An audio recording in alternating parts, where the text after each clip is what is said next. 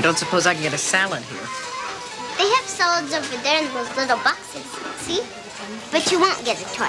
You never get a toy when you eat a salad. One of life's many lessons. Welcome to Giggle Burger. Can I take your order? It's Cousin Kyle. Yes, it is. You work at Giggle Burger? Wow. Well, someone said I needed to be self-sufficient and free of encumbrances. What can I get you, ladies? I'd like a cheeseburger buddy meal with an orange soda. Maxine? A cup of coffee. Fine. I will just press the little pictures of what you want, and Mr. Register will tell me how much to ask for. $6.23. Would you like a cherry pie? Mr. Register is also prompting me to ask if I can strong-arm you into a cherry pie. No, thank you. Mr. Register is telling me to fork over $3.77, and we always do what Mr. Register tells us to. I'll get your food. What did I tell you about not following the customer interface script? You said it was a bad thing. Darn right it's a bad thing, and I just heard you not following it. A thing like that impacts this unit's service uniformity rating, and I won't let that happen. Not on my watch. Desmond, just let me get the little girl her hamburger and choking hazard.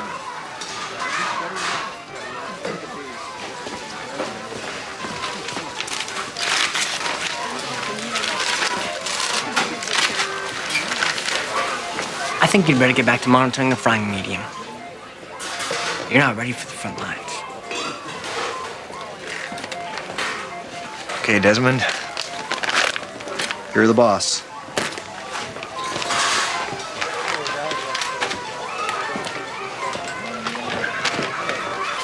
Thank you for coming to Giggle Burger.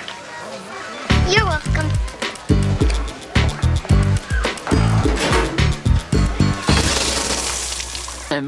Don't gloat. I'm not gloating. I'm making an observation. An observation laced with gloat.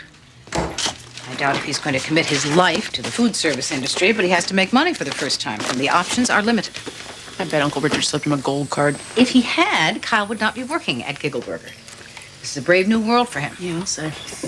Hey, Lauren, put your doll in the freezer. Get your school bag. So when's it supposed to happen? What? Prodigal move-in. Kyle is bringing his things over this evening. Where are you going to put him? In the garage, I hope. He can stay in the sewing room. In Vincent's room? Oh, Amy, don't act like a lesser Bronte sister. It's not Vincent's room. He moved out when he was 18, and he stayed out, I might add.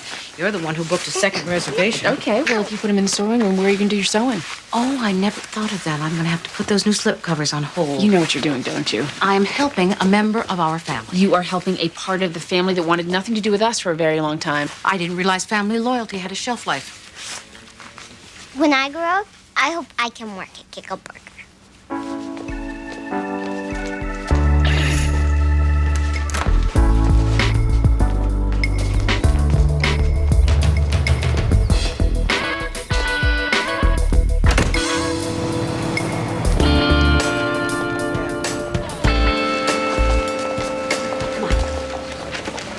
In the matter of Gordon Newhouse, what we need to do is get Gordon back in school, and that's what's going to happen tomorrow morning. 6 months supervision, a condition of which is there be no unexcused absences. What about my constitutional rights? Gordon, I'm a big booster of the Constitution. Ask anyone. But your constitutional rights do not cover you for cutting school, hopping a train to New York, and auditioning for a Broadway musical. You are condemning me to regional theater. Would you like something more dramatic than supervision? Thank you, Judge Gray. Next.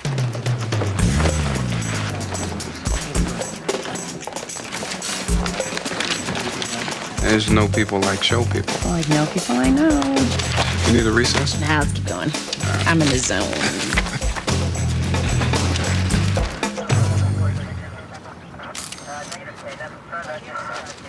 Oh, excuse me.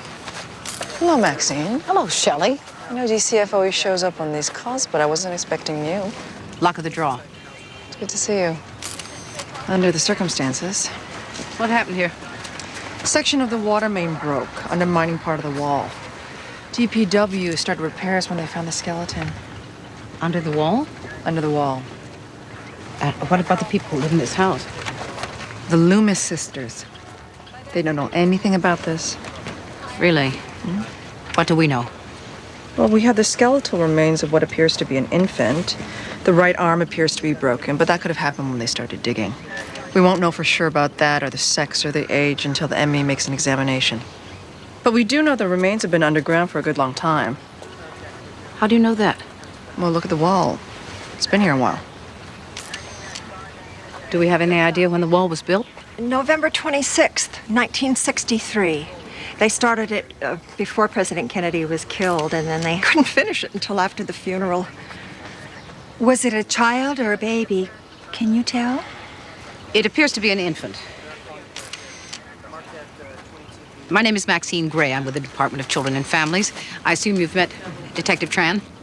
I'm Celia Loomis, and these are my sisters Allison and Violet. How long have you lived in this house? Oh, our father built the house in 1931.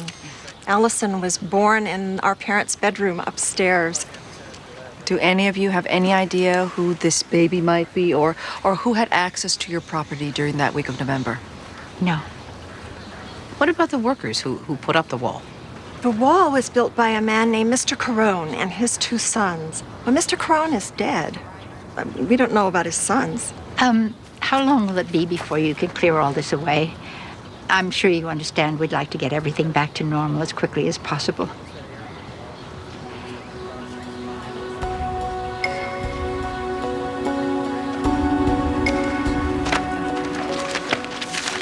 Carlton Bates is accused of stealing a car and, while intoxicated, driving that car into a group of people, causing the death of 3 of them. Mr. Clark, what are the state's intentions? Your Honor, the state has been made aware of facts that complicate the situation. Complicated in what way? Judge Gray, we feel there is cause for you to recuse yourself. There might be the appearance of impropriety. Has this defendant previously appeared before me? No, Your Honor. Then what kind of impropriety are we talking about here? You don't know the defendant, Judge Gray. You know the victims. You're referring to Albert Penny, Michael Grunwald, and Cooper Deakins? Yes, Your Honor. Penny Grunwald Deakins. Penny Grunwald Deakins. I don't seem to... They appeared before you and you sentenced them. I did? Yes, Your Honor. Records show you sentenced them separately to the Connecticut Alternative to Incarceration program. They were performing community service, cleaning up a shoulder on a stretch of county road. That's how they came to be there when Mr. Bates crashed the stolen car into them.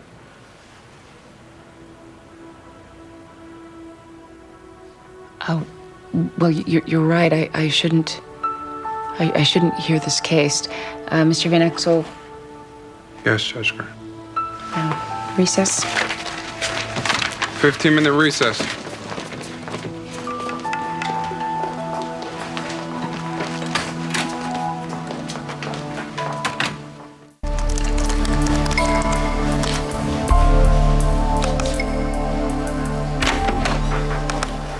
Help me find them. Defense did that already. You didn't have to recuse yourself, not on these grounds. I know that. Then why did you? Deakins, malicious mischief, destruction of public property, Grunwald, probation violation, 3rd violation, Penny, public intoxication, 2nd offense. I don't remember them. Do you remember them? No, I don't remember them. Did you look? I looked. Offenses like this, kids like these, they're the valuing business around here. You know that. I know, but look at the dates. It's all within the last 3 months. I should be able to remember back that far. If you remembered anything, it'd be the cases, not their names or what they look like. They were in the room with you 15 minutes tops, probably less. I should be able to remember 3 kids I sentenced less than 3 months ago. Judge Gray, that's dangerously close to saying you should have known what would happen to them. I want to know more about the program. The AIC. Yeah, the Alternative to Incarceration Center. I want to know if there's been any other problems. I want to know what steps they take to keep these kids safe. I want to talk to somebody responsible. And if there's anything wrong with the program, steps must be taken, actions initiated. There's nothing wrong with the program. How do you know that for sure? I'm the one who brought the program to Your Honor's attention. You were unaware of it until I told you. I guess you didn't remember that either. I'll get the program director on the phone. Back in 8. The docket's pretty full.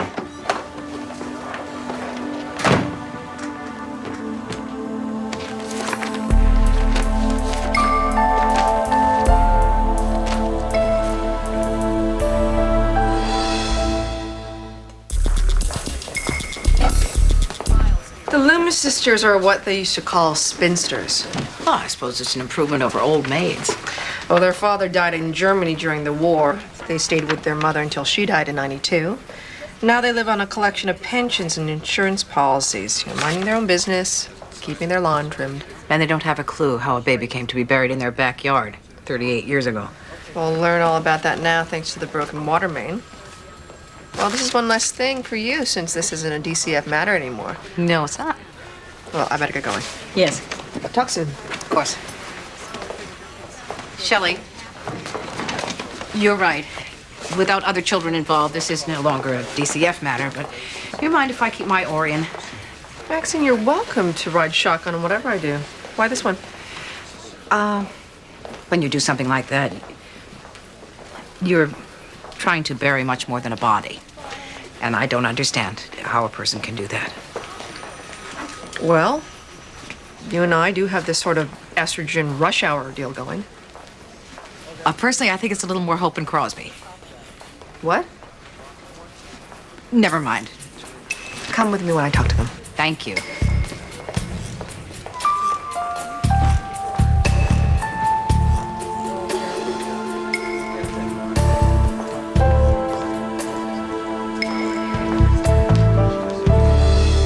The state is seeking custody of 2-year-old Zach Cathcart. I have a petition against Mr. and Mrs. Roger Cathcart charging neglect and endangerment of their son. Mr. Petrie, begin the process, please. Your Honor, on the 15th of last month, Mr. and Mrs. Cathcart took their toddler son, Zach, to the Criskin Skydiving School located at the Groton, New London Airport, where the baby was taken on board a small plane. The airplane containing the Cathcarts took off, and after achieving an altitude of 12,000 feet, Mr. Cathcart, his baby strapped to his chest, jumped from the aircraft and parachuted back to Earth. Would I be correct to assume there was no pressing need to exit the aircraft in that fashion? You would be correct, Your Honor. They did it for fun. Mrs. Cathcart jumped as well, carrying a video camera with which she photographed the abuse of her son. I object to the portrayal of a recognized sport as abuse, Your Honor. The state doesn't challenge the right of adults to jump out of airplanes whenever the fancy strikes them. But when a child of 2 is tossed into the sky 2 miles up, abuse hardly seems adequate description. He wasn't tossed. No one was tossed. Mr. Cathcart, this is not the part where you speak. Mr. Petrie? Your Honor, the state feels at the very least that the Cathcart should be prevented from endangering Zach in this manner. And lacking assurances of that, more severe action should be taken to protect the minor child. Mr. Bradshaw? Judge Gray, Roger and Elaine Cathcart are loving and caring parents who wish to share their active life with their son and instill in him what they hope will be a lifelong appreciation of all manner of physical challenge. Now, while amateurs, they are not novices, and they take all appropriate safety measures whenever they involve their son in their activities. There have been other incidents? Incidents has a rather pejorative cast to it, Your Honor. I'd prefer the word adventures. How many adventures are we talking about here? The state has restricted itself to the skydiving afternoon. Well, that's fine for the state, but I'm still curious. The Cathcarts have enjoyed activities such as rock climbing, hang gliding, river rafting, all of which I'm sure Your Honor would agree are healthy and character building. The Cathcarts welcome this opportunity to explain their choices to the court. And the court is anxious to hear them, which will happen tomorrow at 10:30, 45. 11. At 11 o'clock. Thank you, Your Honor.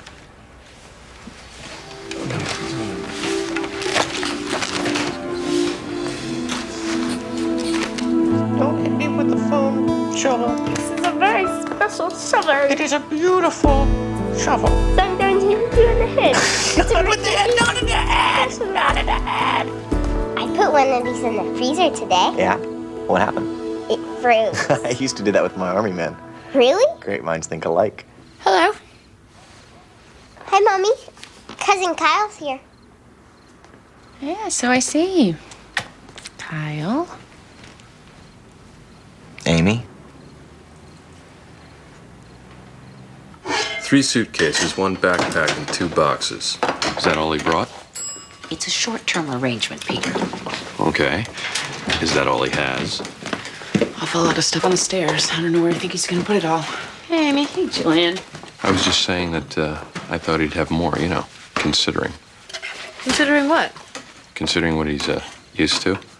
Well, he's going to have to get used to something very different now. Bad chance of that. You don't believe people can change? Well, no. I think you can take the boy off the polo pony, but you can't take the polo pony out from under the boy. Well, I see your point. Peter, grab something besides your son. Help me. Amy. I think it's a bad idea, Kyle, moving in. Moving in or moving into Vincent's room? Moving in. If he's supposed to be making it on his own, if those are the conditions, then he should make it on his own. Those are the conditions. That doesn't mean that he has to be alone. You could make things a good deal more pleasant for everyone involved by giving your cousin a few inches of slack. He's had a lifetime of slack. Well, you haven't exactly been the poor little match girl yourself. I can't help but notice that you are always defending him. Because you are always attacking. Frankly, I find your reaction grossly disproportionate. Oh, yeah? Yeah. That's enough. Amy, any more parsley, it'll look like a potting green.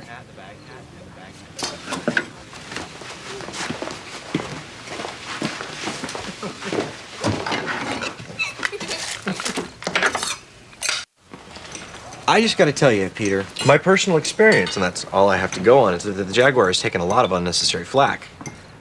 Okay, for a long time, when it was just the Brits making it, it was for people who liked the mystery of not knowing whether their car was going to start on any particular morning. But that's just not the case anymore. I mean, it's got a lot more going on in terms of design and muscle than you would think. Something I never thought I'd say. I mean, it's a dad's sports car, but I was really impressed by what it could do. You should look into it, Peter. Well, the sort of car we need is more... It's not about needing. It's about wanting. Nobody needs a Jag. That's the point. That's the reason they make the things. Mommy? You have to remember that your car I'll be back in a few minutes, sweetie. It's your social carapace. It's the plumage that tells the world your place in the pack. Are you an alpha male or just another litter mate in a minivan? And it can mark you for life. I know more than one poor soul still trying to live down the wrong graduation gift from the folks.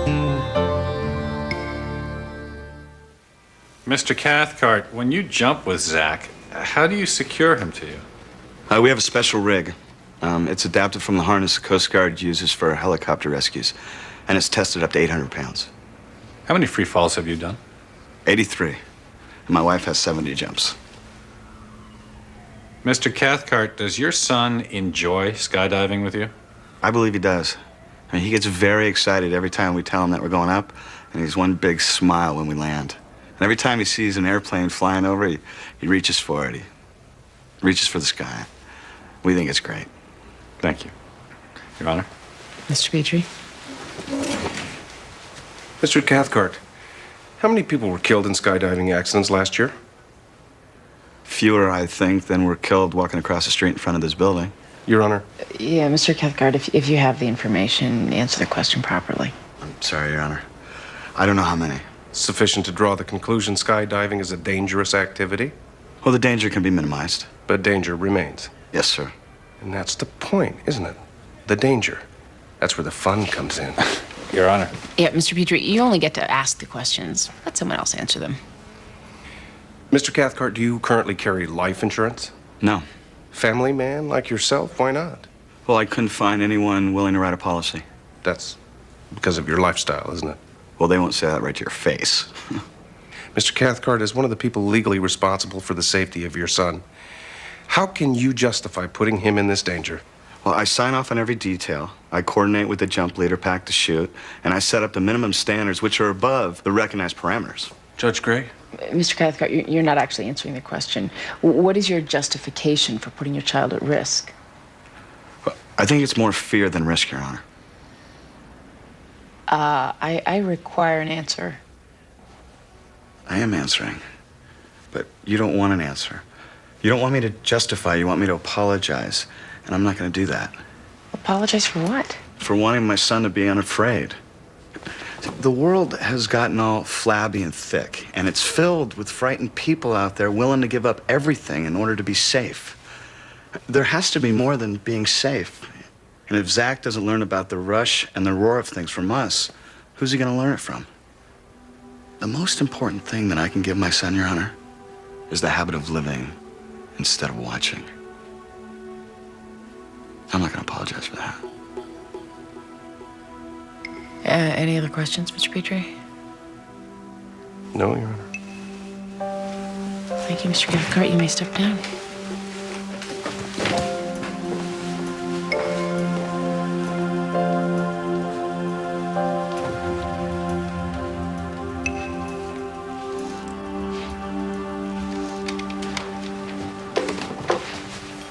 Here you are. Homemade? No, from a box. But they look better on a plate. Should never serve guests from a box. We were just talking about who else might have been around your house during that week. Oh, that was a terrible few days. Mother was in the hospital, and the three of us took turns staying with her.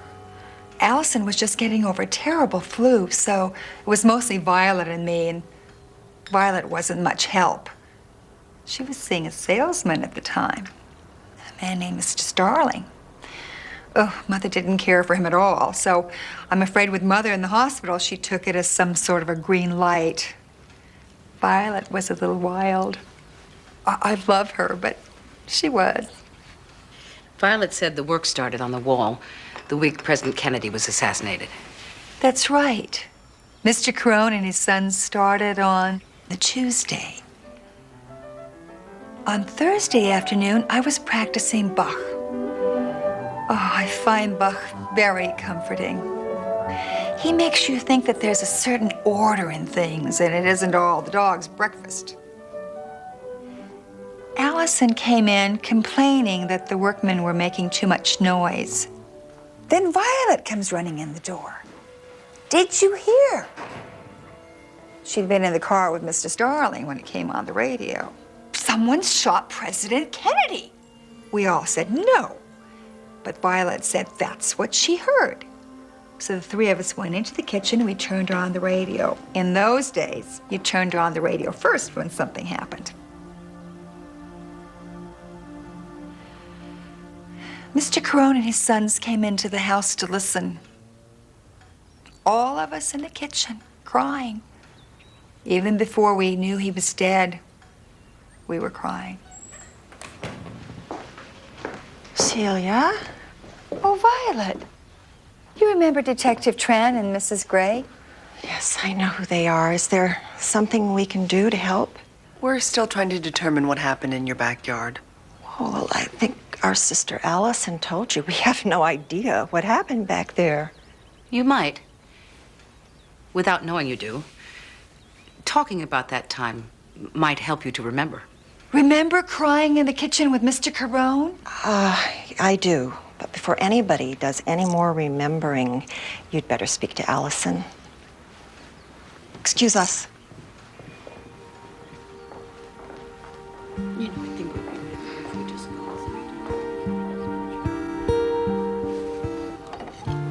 Cookie?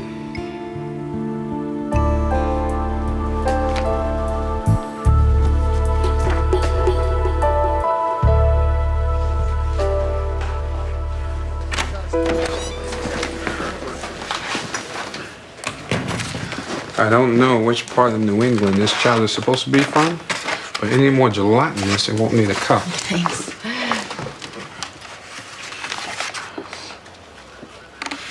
What's that? It's where those three boys were killed. It's the police report. What are you looking for? Not sure. Then how will we know if you find it? I want to know what happened. Well, if you want to know about the accident, the report will help. What else would I be looking for? Maybe you have some other questions.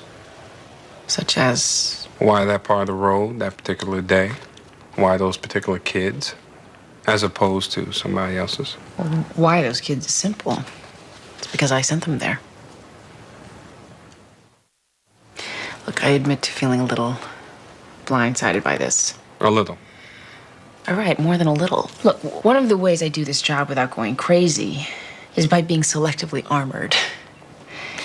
You expect things to come at you in a certain way. You get used to the rhythm of the blows and you learn to guard the vulnerable approaches. And this came in under the radar for me. I want to understand why. You can't understand something like this. At least not in the way I think you mean. Well, you gotta try. Otherwise, all you have is superstition. That's why I have the edge over you. I get to have faith. You're stuck with superstition.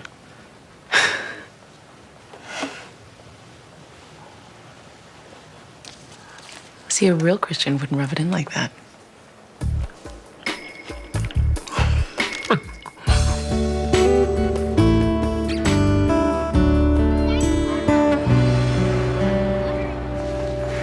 I remember they sent us home from work the day Kennedy was shot. Oh, yeah, I remember my grandmother telling me about that.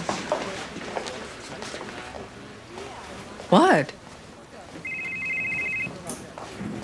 Answer your phone. Detective Tran? Yes. Thank you. Maxine, that was the medical examiner's office. The skeleton. It wasn't a full-term baby. That was a 30-week fetus buried under that wall. Maxine. Maxine, what?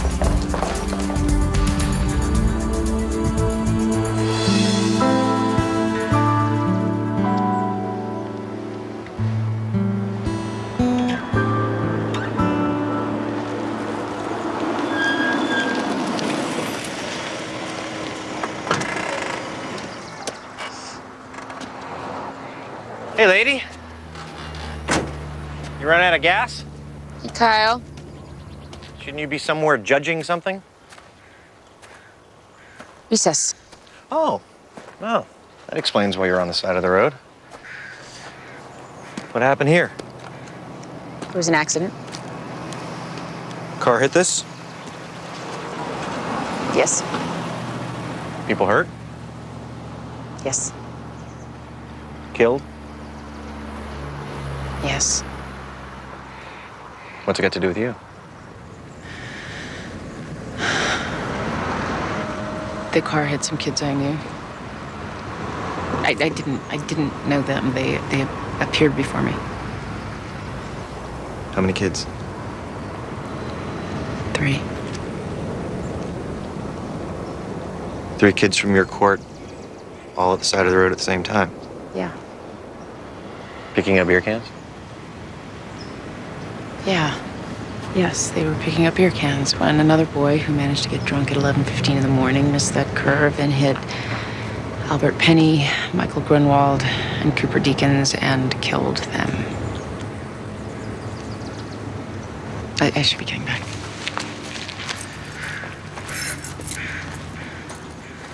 You do a lot of this? A lot of what? Following up on kids after you're finished with them. No, I don't do a lot of that. I mean, there are some you want to keep an eye on, cases you want to monitor, but not these 3. I don't even remember these 3. Not really, not distinctly.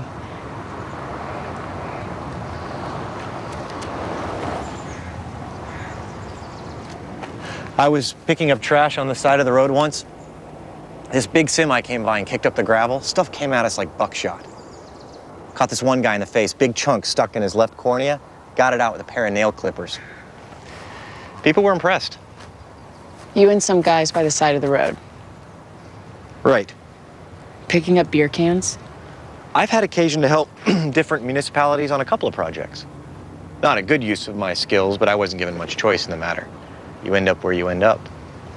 And how did you end up there? Do you know how difficult it is to get into rehab these days? While you're waiting, the court likes to know where you are, so they give you a nice orange jumpsuit and send you to county. It can get very colorful. I didn't know. Well, it's not like I go around advertising it. I just thought you might want to know that when you're in jail, you look forward to being on a crew like this. You get to be outside. See the sky. Maybe something cute going by in a sports car.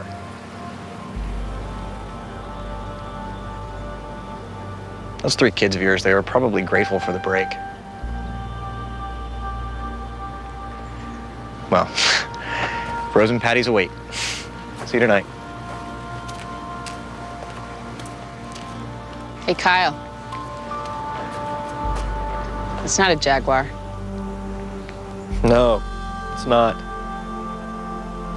But it has aspirations.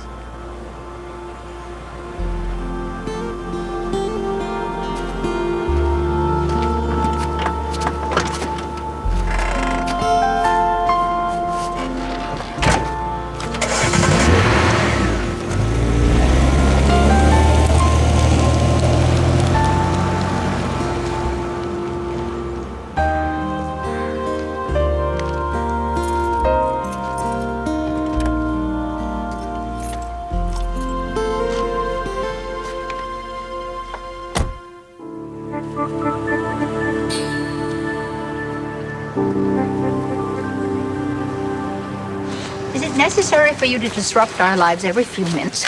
I am sorry, Miss Loomis, but Detective Tran has learned something you and your sisters might be interested to hear. The situation isn't what we thought it was. About the baby? About the baby. The body we found wasn't that of a baby, but a fetus. This is preliminary, but the medical examiners feel this might not have been a homicide, but a late-term miscarriage. Oh, Violet! Violet! Oh, darling! Come on, here. Sweetie! Let's help you. Come on, come on, come on. You all right? Oh, come on, let me help you. Here we go. You all right? Here we go. Come on, we'll get the Oh, my darling.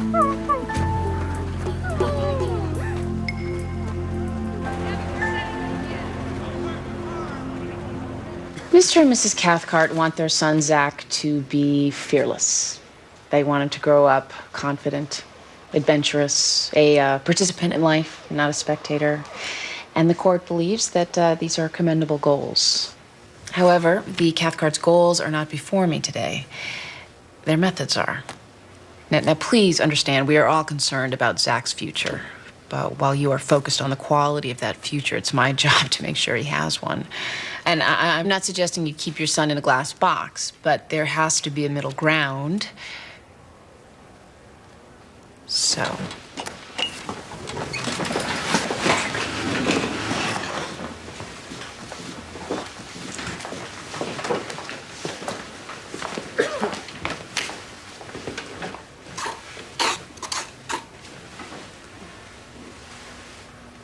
You must be this tall to ride. When Zach is as tall as this mark, you can take him on whatever adventures he likes. Until then, keep him away from rapids and parachutes. And if you play by the rules, I'm sure the state will withdraw its neglect petition. Yes, Your Honor. That's acceptable to us, Your Honor. Good. I'm denying the custody request. Danger and tragedy are not in such short supply that we need to go looking for them. You can't avoid misfortune, but only a fool would run out into a storm looking for lightning. The lightning will find you, if it wants to.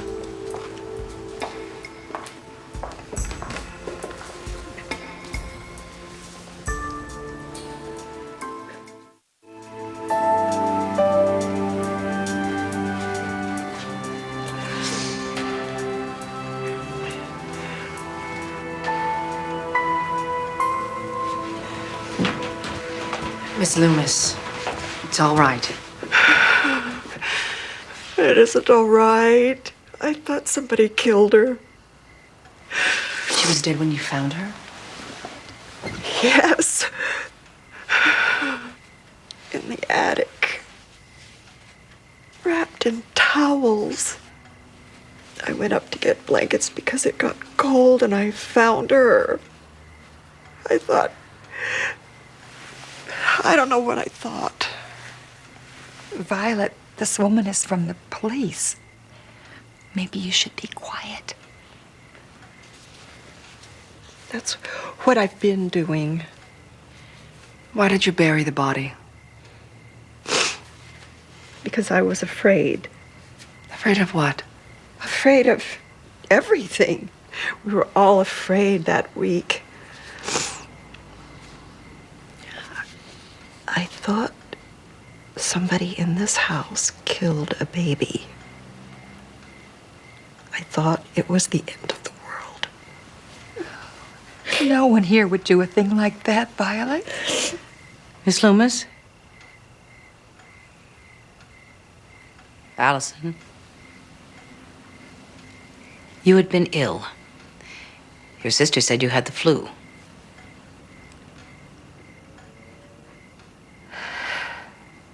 I worked so hard.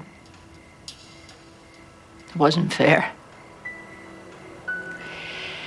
People never thanked me. They just expected it.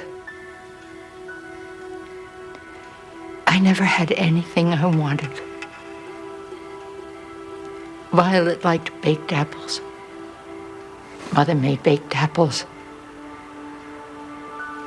I hate apples. So I had to gag them down. It didn't matter. And all Celia cared about was the piano. She didn't care how the bills got paid. I was always the oldest one. It wasn't fair. So I kept it a secret. My secret was the only thing I had in this house that was mine.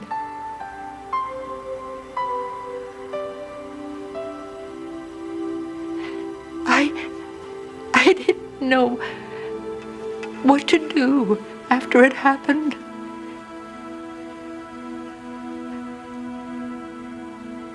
I kept her for a day, for a few days, and then one day when I came home from work, I looked and she was gone. And for a moment I thought, oh, thank you, Jesus, it never really happened. But it had happened. I went downstairs to ask my sisters which one of them had found her. Maybe they both had, I didn't know. But when I saw them, I didn't know how to say it. And so I didn't ask them. And then I couldn't ask them.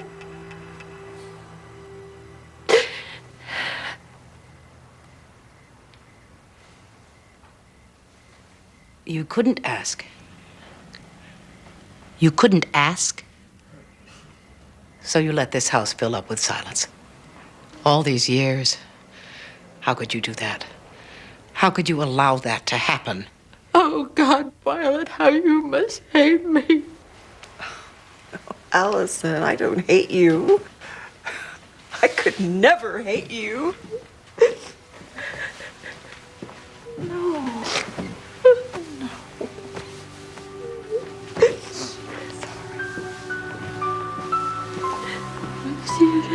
Allison, I'm sorry. I know. I'm so sorry. Concealment of delivery is a misdemeanor. I'm sorry. Misdemeanor. 38 years ago.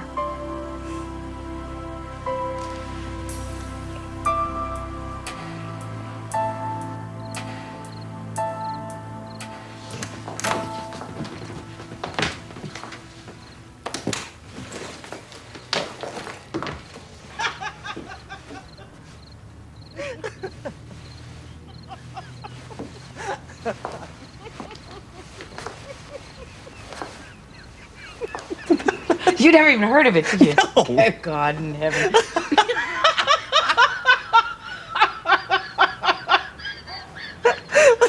Oh, no.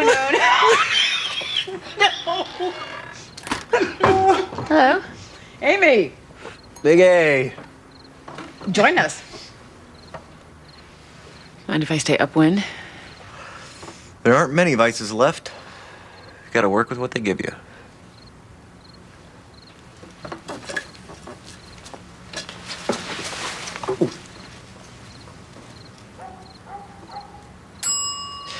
Cookies. You made cookies? Kyle did. Well, Aunt Max lit the oven for me, but I sliced the sausage of pre-mixed dough.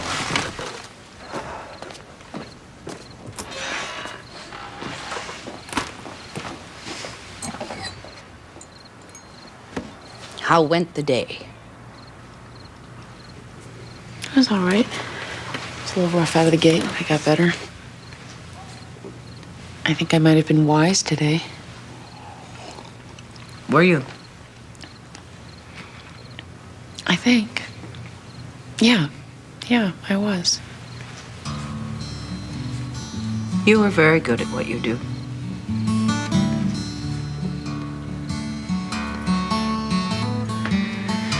Well, it's 80% attitude. Guess where I got that from. Found your daughter wandering the streets this afternoon. Did you? I just had to get out a little bit and we bumped into each other. Destiny. Coincidence. Same difference.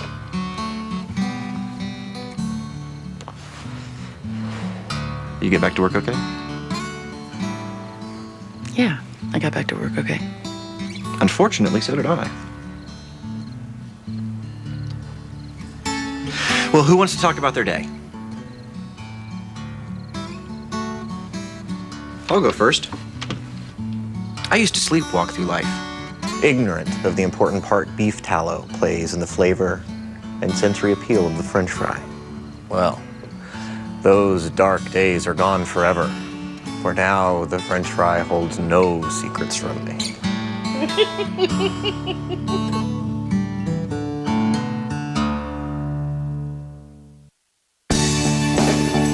Coming up next on TNT's Prime Time in the Daytime, there's nothing but drama when a Wall Street executive is found murdered. All the drama of law.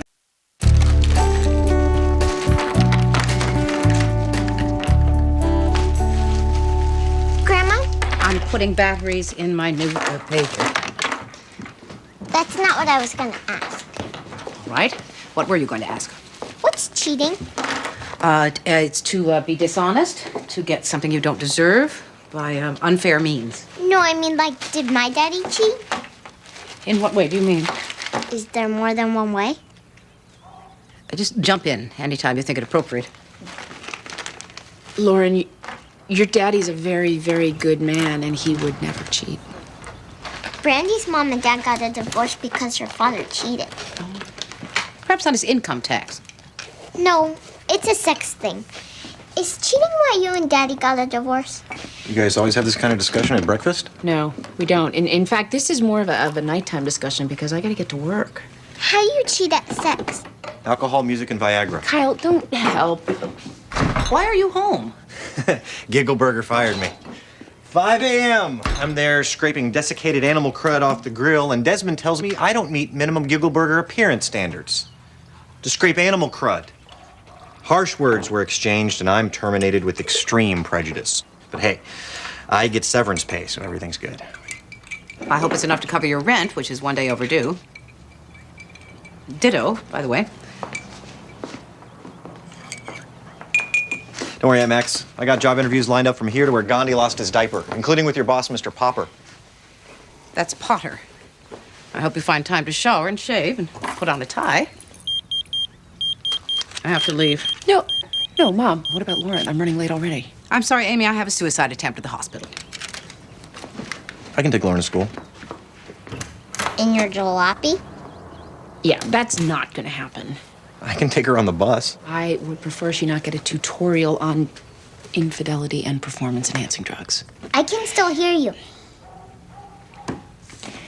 Lauren, if I let you go with Cousin Kyle, do you promise not to discuss anything with him?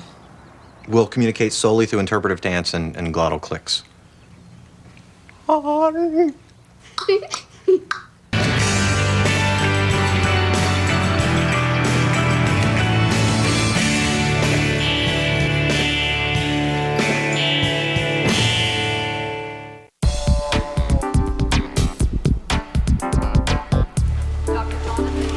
If someone's brought in semi-conscious and hypothermic after trying to drown himself, we call it a suicide attempt. He did not try to kill himself. I was over a minute and 30 seconds someone pulled me out and wrecked the effort. Could I speak to you for a moment? Perhaps I should speak directly to the boy's foster mother. Yes, you should. But she's only had him for 3 weeks, and I've been his supervisor for 3 years. High-spirited, certainly. Daredevil, perhaps, but not suicidal. Sorry. Good morning, Judge Keeler. A favor to ask. Up to you entirely. Of course, no need to let the superior-subordinate relationship unduly influence your decision. Wow, that sounds serious. Request permission to observe you at work. Why? Of course, if it makes you uncomfortable. No, no. Why would it make me uncomfortable? Exactly. Why would it?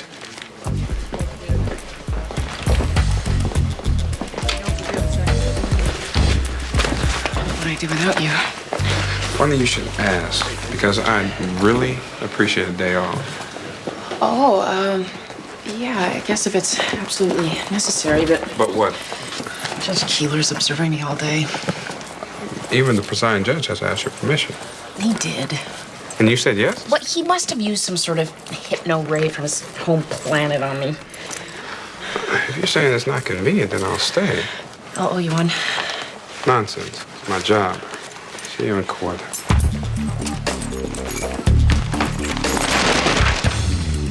Your Honor, my client, Stephen Bellaris, is 17 years old and wishes the court to grant him emancipation. His father, Thomas Bellaris, was gravely injured in a fall at a quarry and currently lies in a coma at Hartford General. I'm sorry that must be very difficult. Since his father's accident 6 weeks ago, Stevie has effectively taken over the family business. That's entirely correct. Stevie's done a great job. You get no argument from me on that. Your Honor, this is Carrie Bellaris, Thomas' wife, and Stevie's stepmother. I take it you object to Mr. Bellaris' petition to be declared an emancipated adult? That's entirely correct. And what is the family business? Bellaris, slate and marble. Floors, walls, patios, and the like. Has your desire to be emancipated got anything to do with family business? Yes, Your Honor, it does. That's entirely incorrect. The business will be Stevie's. I make no claim on it. He wants to keep me on. It's totally his decision. So what are we talking about here? Stevie figures if you make him a man officially, then he'll be able to legally contest in a court of law my medical decision as a wife to keep Tommy plugged in. Your Honor, my client disagrees with his stepmother's decision to keep his father alive. By a machine breathing for it. By pumping food down a tube. Your Honor, there are several more pressing reasons to grant emancipation, including insurance considerations attached to a minor running a company and the inability of a minor to enter into a legal contract. Your Honor, my dad and I had this conversation hundreds of times. My mom died slow, and he and I both agreed. If it comes down to it, pull the plug.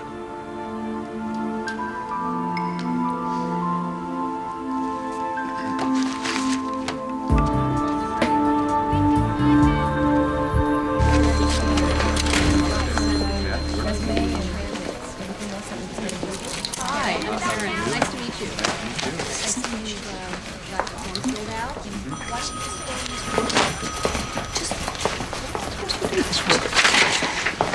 Oh, for heaven's sake, what is it? Nothing. It's about Robert Byrd. Apparently, the hospital psychiatrist did a write-up on him. Yes, and it's being delivered this afternoon. I took the liberty of picking it up myself. Even if you're angry with me for taking a proactive stance on the kid, I'm sure you're interested in the results. Would you like me to boil it down? Preferably in a cauldron of oil. Why don't you go be proactive in another location? I understand the Northwest Territories of Canada are low on proactive types.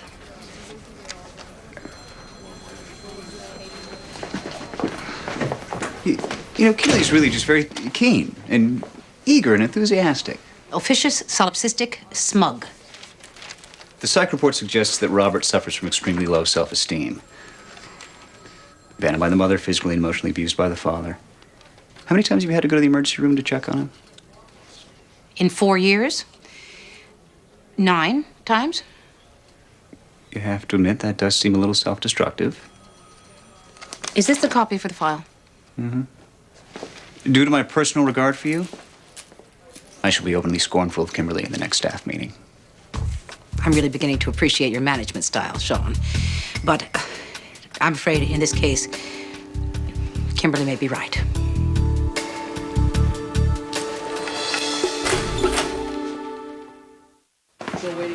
How am I doing so far? Oh, Judge Gray, not evaluating, perished the thought. Do not? Observing totally without prejudice. Excuse me, Judge Gray. Yes? I'm Officer Letitia Sitz. Are you in trouble with the police? No. Am I? No, I'm approaching you on a matter of a more personal nature. I would like you to preside over my divorce ceremony. You want me to divorce you? No, Your Honor, me and Leo's already split. But what we want is a sort of reverse wedding ceremony. Read about it. It's all in here. Take your time. Go ahead. See how all the celebrities are doing it? And I'll be in touch. A reverse wedding? A word to the wise, accepting money from a police officer, even for something which seems innocent or flaky, might have the appearance of impropriety. I believe we have a delinquency trial. So why do you think Miss Raffaello attacked you with a baseball bat? Yo, son, I'm about it. Chickenhead Bama probably on crack or something. Yo, did you check her blood? Miss Kirschman. Just answer the question, Mr. Modest. Fat-ass duck beat me on the leg with a Louisville slugger, all right? Mr. Morris, please don't refer to the defendant as a fat-ass duck. In fact, let's lose the gang swagger altogether. I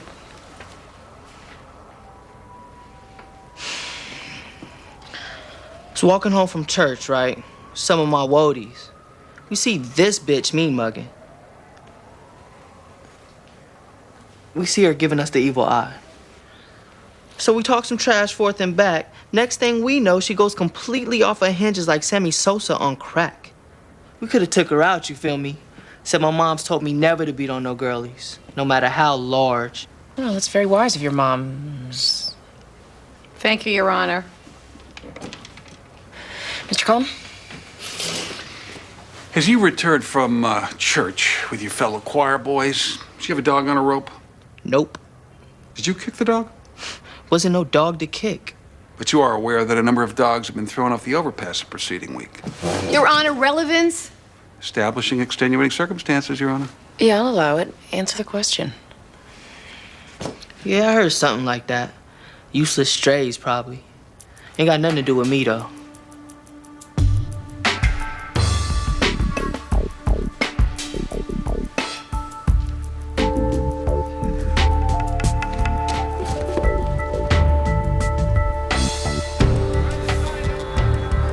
That doctor's nuts. I don't have a death wish. Good. I believe you. But no more breath-holding stunts. That's my main goal in life. Rob, the hospital psychiatrist is considering holding you for observation on the psychiatric ward.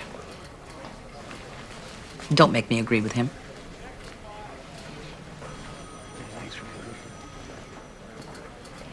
Would you excuse me for just a minute?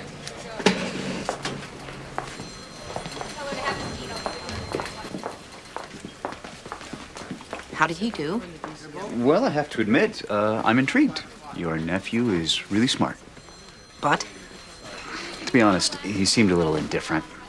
And no offense, but I see a lot of these rehab guys looking for redemption. You know what I mean. Yeah, on the other hand, though, his life experience could be a real asset with street kids. You mean growing up rich and spoiled and stoned?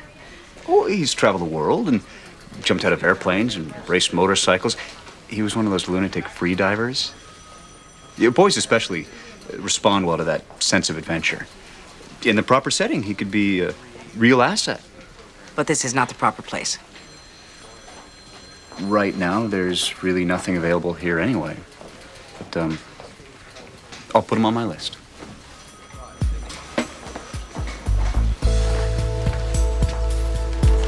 Are all three victims of the assault familiar to you, Detective Jabon?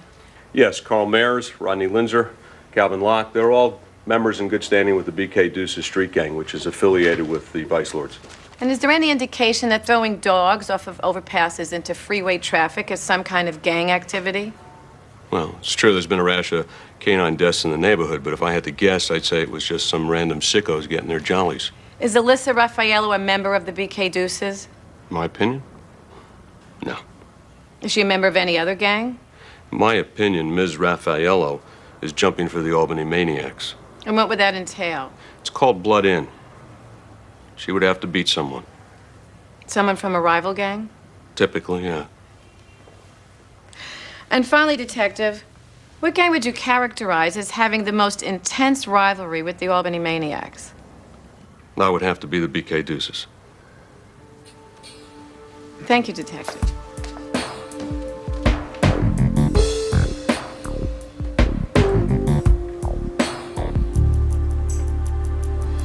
He just sits back there, watching everything, taking notes. I don't think he likes the way I handle objections. Judge Gray, if you don't mind, I really have to get going. Big day tonight? Sure, with a proctor. I have to write an exam. Tonight? 3 hours of pure logic, so I like to grab something to eat before. Is that why you wanted the day off, to study logic? You needed me? Well, not that much. Then why didn't you let me go?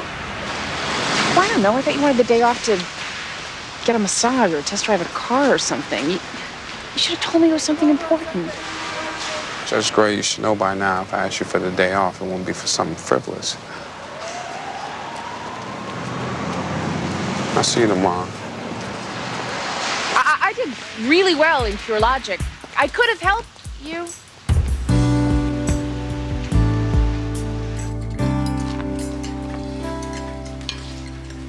Kyle, there's a boy I'd like you to meet. Just because I'm not currently dating doesn't mean I'm not straight. Brandy's father cheated with another man, so they got a divorce. Another man? Really? Why did you and Daddy get a divorce? I need your particular expertise in dealing with this boy. Yeah, Max, my particular expertise currently consists of being able to pick up things with my toes. Well, we've been through this before. People can love each other, but not be able to live together. So you still love Daddy? We all love each other, honey. Could we go tonight? What do I have to do? Talk to him about suicide and death wishes. Well, why didn't you say so? I'm your man. It doesn't make sense. If you love somebody, why don't you want to be with them all the time? Lauren, honey, we grew apart. It was time to move on. There are things that happen between adults. Don't look at me. You've never actually explained the whole mess to me either. Did Daddy cheat with Leisha before your divorce? Lauren, I'm going to explain that to you, really, but I just need some time to get my thoughts together.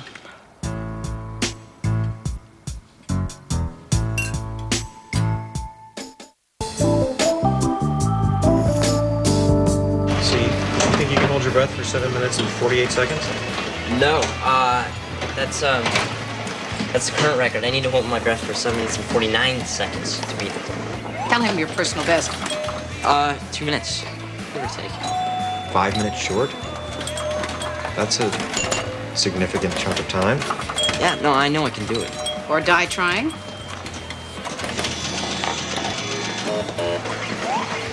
You know, Rob, Kyle has done some free diving. How did you know that? Which apparently involves riding a 200-pound sled straight down into the ocean without benefit of oxygen tanks before inflating a balloon to rocket back to the surface. That's sick. Yes, indeed it is. Tell him why you did it. Why did I do it? Perhaps because you wanted to get even with a controlling and tyrannical father. Or perhaps it was to impress a girl with an incredible set of lungs. Look, I don't want to dive to the bottom of the ocean. I just want to hold my breath longer than anyone ever has. What I would like to understand is why. Do you, by any chance, have a controlling and tyrannical father? My father's dead. I mean, he was a Navy SEAL, though. He could hold his breath for 3 minutes underwater.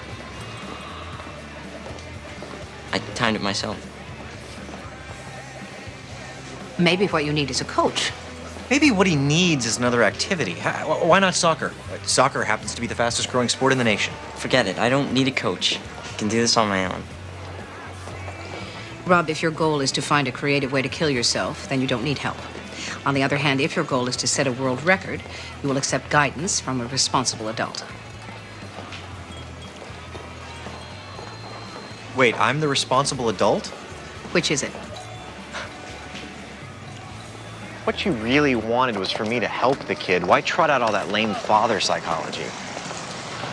Oh, God, for your information, I gave up trying to impress my father at about age 9. And you went to medical school for yourself, not for him. You know, you're easily as manipulative as Dad is. Maybe it's genetic. It wasn't about you, Kyle. Not all of it. Rob told us what he really wants, and I responded to it. He really wants to break the world record for holding his breath, which will kill him, and I get to help. He doesn't really care about the world record. His self-esteem was erased by a cruel and abusive father. That's the only record he needs to break. 3 minutes? Well, when it comes to boys and their father, it doesn't take Sigmund Freud. Might be doable. Good. So the father stuff really was about him. If you want to get anywhere with Sean Potter, you're going to have to try hard. Let the wardrobe again? I'm going for that world-weary, I got street cred look. You've accomplished the self-destructive, I don't give a damn look.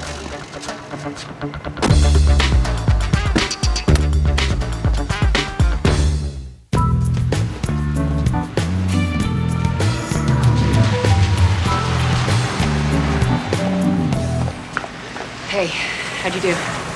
what? Your logic exam. Did you pass? Of course I passed. Oh, thank God. Large coffee black. Coming up. But in order to retain my child care grant, I have to maintain an 85% average. Could be close. Oh, Bruce, I'm so sorry. I really am. My child care costs are not your concern. Oh. Judge Gray. Oh, Officer Sitz. This is Bruce Van Exel, my CSO. Oh. Right. Officer Sitz wants me to officiate at her reverse wedding now that her divorce is final. Oh, I'm sorry? Don't be. It'll be the best thing that's ever happened to both of us. So, did you get a chance to look? Yes. I read the articles, and despite the celebrities, I have to say the idea of a reverse wedding, I don't want to say the word satanic. Enough said, Judge Ray. No pressure. It's just something we're doing for the kids. But thank you for even considering. Sitz, Letitia, badge number 5781. But I gotta warn you, Q-Ball, I got 3 kids.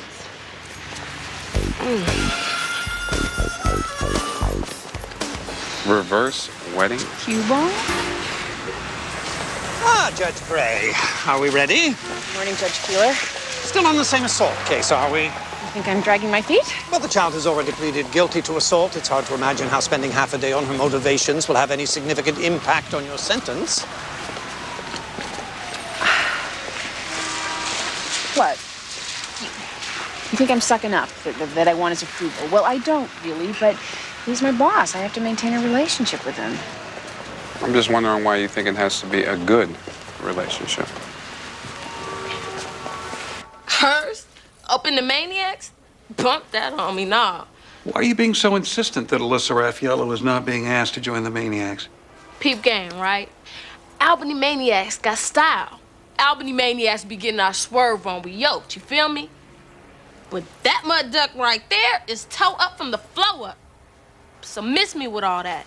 So she's not up to Albany Maniac standards. Hey, it's mac and cheese. She smashed on them Deuce boys with a bat. But, that don't make her no maniac. Yo, you shut your mouth talking anything. What, maybe you want to jack me? Man, you need to shut up. What, look at you. You can't even walk. Beat up my girl. Beat up and stop it right now. I have no further questions, Your Honor. Ms. Gershman? Your Honor, I have no questions because the testimony of a confessed gang member is already so nugatory as to be meaningless. Nice use of the word nugatory, Miss Gershman, despite the irony that your main witness is also a confessed gang member. Are we done? Yes, Your Honor. Yes, Your Honor. Okay, you may step down. Well, Alyssa Raffaello committed an assault. Mr. Cullum says she did it to save dogs from torture and death. Unfortunately, no one seems to have seen that dog. And Ms. Gershman maintains that the dog is a fabrication and that Ms. Raffaello committed the assault to curry favor with the gang. Ms. Raffaello, do you have anything to add? Those boys, they were tossing dogs off the overpass. They got high in the COVID and they caught the dogs with the meatball sandwiches. They kicked them, broke their tails, and then threw them down the highway laughing. So I got me a bat. That's the truth. And you are totally unrepentant, Miss Raffaello? What's that? You're not sorry for what you did? Just because those dogs didn't have no friends, it don't make it fine to hurt them. I mean, that's Jesus' golden rule. Are you familiar with that? I am. I was doing Jesus' golden rule. I mean, you want to put me in jail, that's your lookout. But if I was going to be in a gang, it'd be a gang that was nice to dogs. Well, nonetheless, hurting those boys was wrong, Miss Raffaello. If you'd have been there, you might have done the same. Well, judges are never there, Miss Raffaello. I'm not sure we ever really get all the facts, but sometimes we get to the truth of the matter, and that's as important as facts. So, Alyssa Raffaello, I am finding you delinquent in the assaults of Carl Maris, Rodney Linzer, and Calvin Locke. I'm turning you over to DCF with a recommendation for 1 year confinement at Long Lane. I am suspending that sentence. What's that mean? Well, you can ask your lawyer for details, but basically it means that if you ever hit anyone with a baseball bat again, then you will be going to jail. If I see them boys throwing dogs off the overpass, I'm going to jail. Well, I am requiring as a condition of your probation that you donate 500 hours to the American Society for the Prevention of Cruelty to Animals. There you will come into contact with people who specialize in helping animals without using a baseball bat. You will either take advantage of that situation and seek other ways to help than kneecapping sociopaths, or you will go to jail. Are you being kind of nice to me? Well, judges are never nice, Miss Raffaello. But we do try to be fair.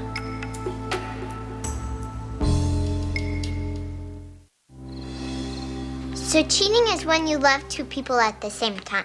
Only if you lie about it. Like telling two people they're both your only best friend.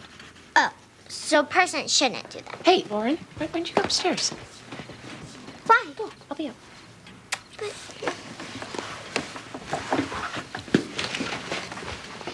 I asked you not to talk to Lauren about my divorce.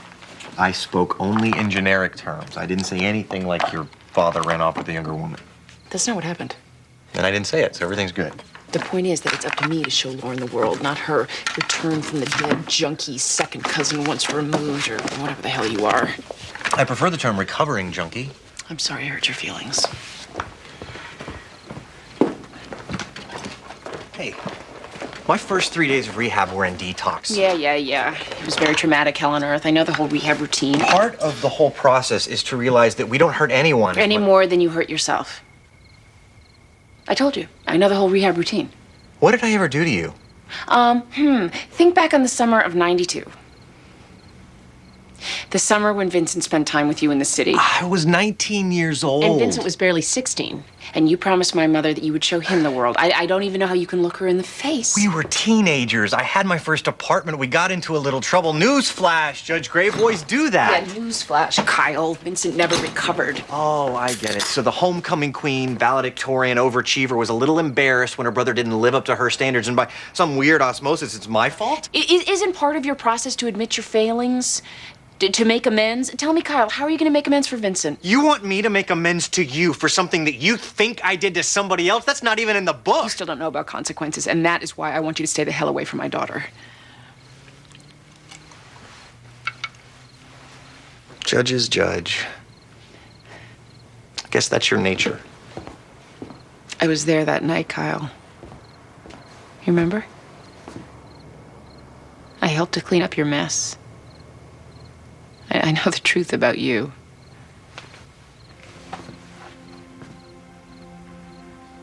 What about redemption?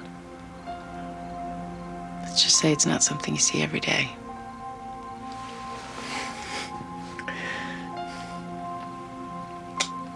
I'm sorry I spoke to Lauren. But she doesn't understand what your divorce has to do with her. It has nothing to do with her. I'm the child of a divorce. You're wrong. It's your job to show Lauren the world, fine. Maybe you better get working on that.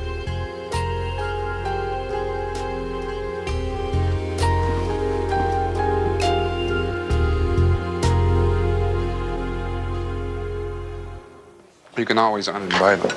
Presiding judges are like vampires. Once they're over the threshold, you're at lunch. Judge Gray, it's not always necessary or even desirable for people to like you. People generally like me, Bruce. It's not my fault, it's a curse. It doesn't mean I won't stand up for myself when the time is right. Hey, I got your page.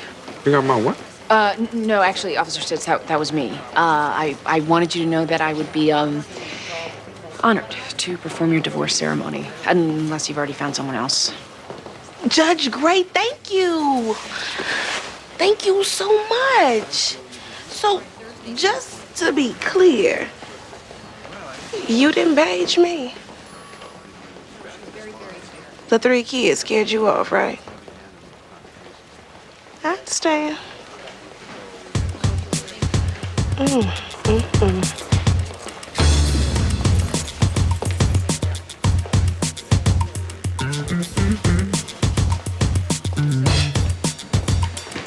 She chose me because you have a great rear end. Yes, I do. Hey, I've been thinking about what you said. About uninviting Keeler. No, about how your every utterance is profound and meaningful. I don't think I said that. Judge Gray, you should know by now that I wouldn't ask unless it was important. It was important. Because every time you ask for something, it's important? Well, how would I know? You never ask for anything. Then logically, when I do, you should know it's important. You want to play the logic game with me, mister? Fine. What you just said is called a fallacy of distraction. Which one? It's a false dilemma in which 2 answers are given when in fact there are 3 options. If it were a logical fallacy, then it would be an inductive fallacy. Why? Because the conclusion of a strong inductive argument is denied despite all evidence? Yes. Then I rest my case. Judge Gray, I just won this argument. You won the argument about logic by trumping my semantic fallacy of distraction syllogism with your logical fallacy confession. But you admitted that your basic argument was founded on an inductive fallacy, so I won the actual argument. Judge Gray, I apologize for not telling you why I need the time off. And you are especially sorry for making me feel bad about it later. Anything else?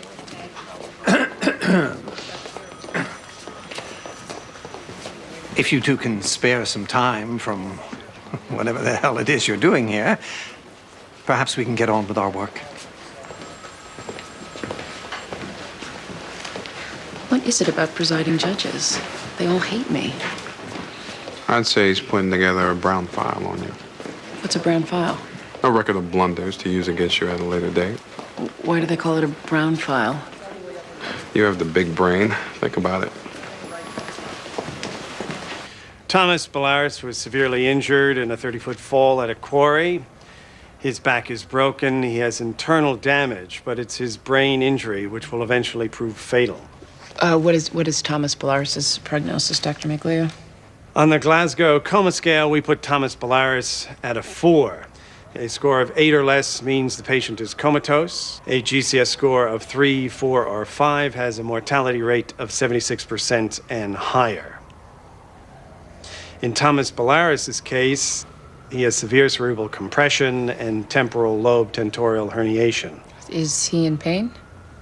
He is absolutely insensitive to pain. Will he ever regain consciousness? It's highly unlikely. I'm sorry, son. It's not news to me. In my heart, I already accepted this. Tell it to her. Thank you, Doctor. I think I get the point. May I say something to the boy on the record? Please. It wasn't your fault. It wasn't your fault that he fell. It wasn't your fault that it took so long to get to the hospital. You can't take this on yourself.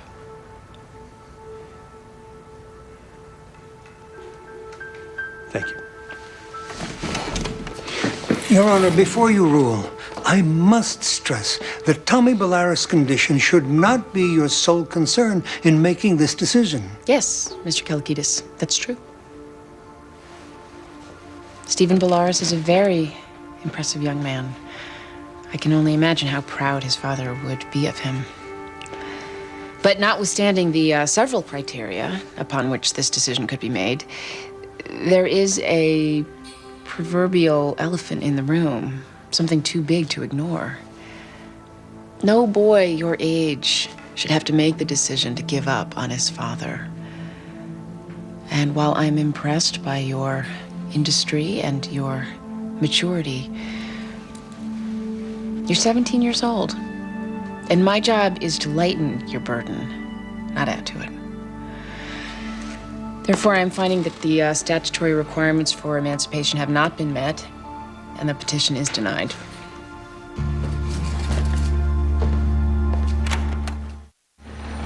Thank you, Your Honor.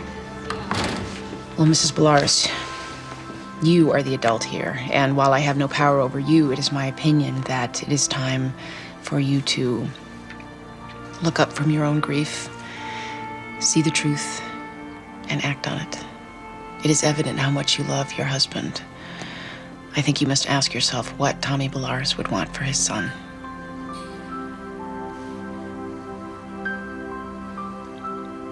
I am truly sorry for your pain and loss. I'm going to let the ex-wife testify, but only within a narrow band. Request to appear or subpoena. Oh, Judge Keeler. Thanks for dropping by. I was wondering how long you intend to camp out in my courtroom. Wasn't aware of causing a disruption in your process. Well, let's just say I'm not comfortable. Your CSO must have work to do.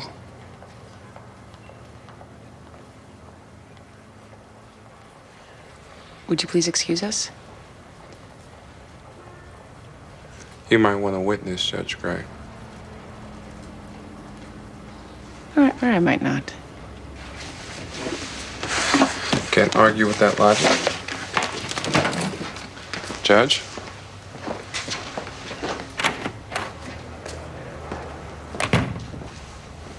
I'd just like to know your agenda. Assume it's the same as yours, a more responsive, juvenile justice system. Wow. You guys just never let it show, do you?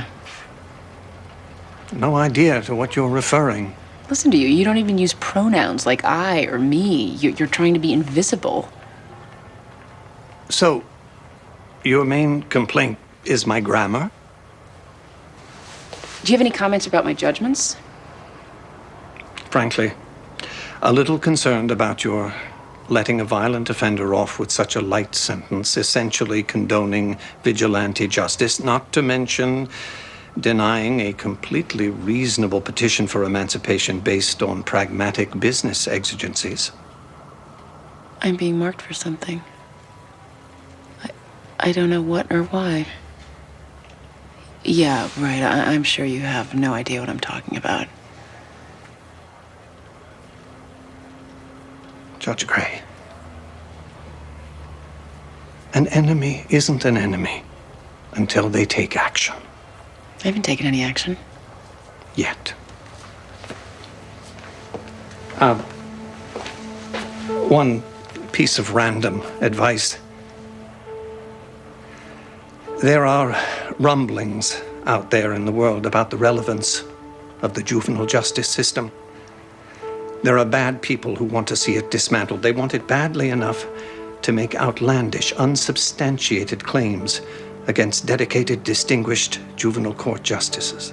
Now, if that should happen, it might behoove you to remember whose side you're on.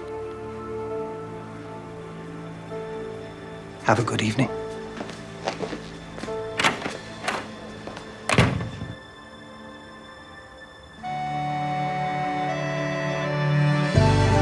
We are gathered here together in order to solemnize the dissolution of bonds that were supposed to be eternal.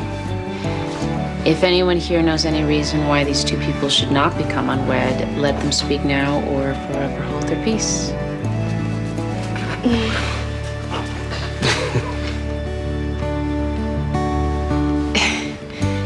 Do you, Leo Sitz, vow to remember what was good about your marriage, to love, respect, and honor your ex-wife, Letitia, to place the well-being of your children before all else?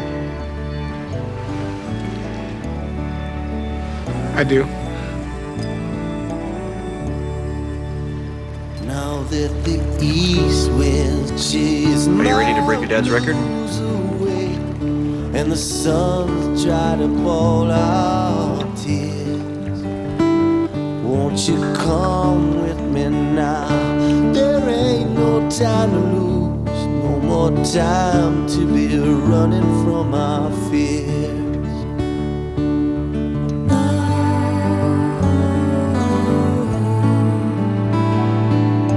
Half moon shines on the streets, liquid rain, and a blanket of fog settles down. Yes, the best sort of love will wash away your pain, and the best kind of answer has no sound. No ringing bells, no thunder clapping, no voices sweetly ringing down. Yes, the best sort of love will wash away our pain, and the best kind of answer has no sound.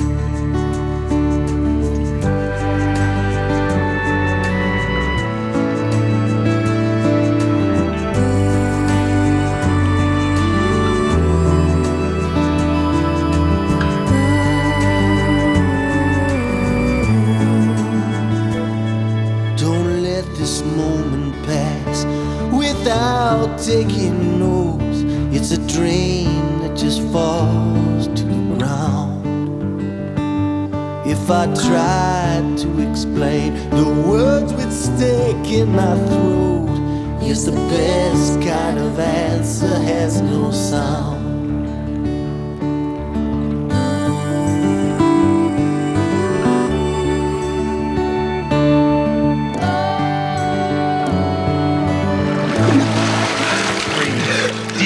Deep breaths. Did I make it? It looks like 313.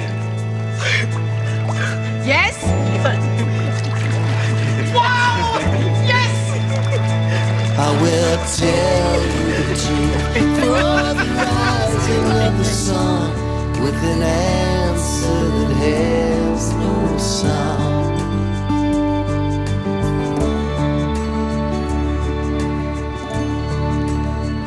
So that's basically a divorce. Basically. So it's not about sex. Well, it's a little about sex, but it's more like having a partnership that doesn't work anymore. You can still love the person, but you can't be partners anymore, so you get a divorce.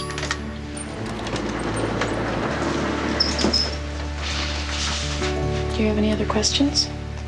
Yeah. What's an orgasm? Oh, honey, I'm not sure if I remember.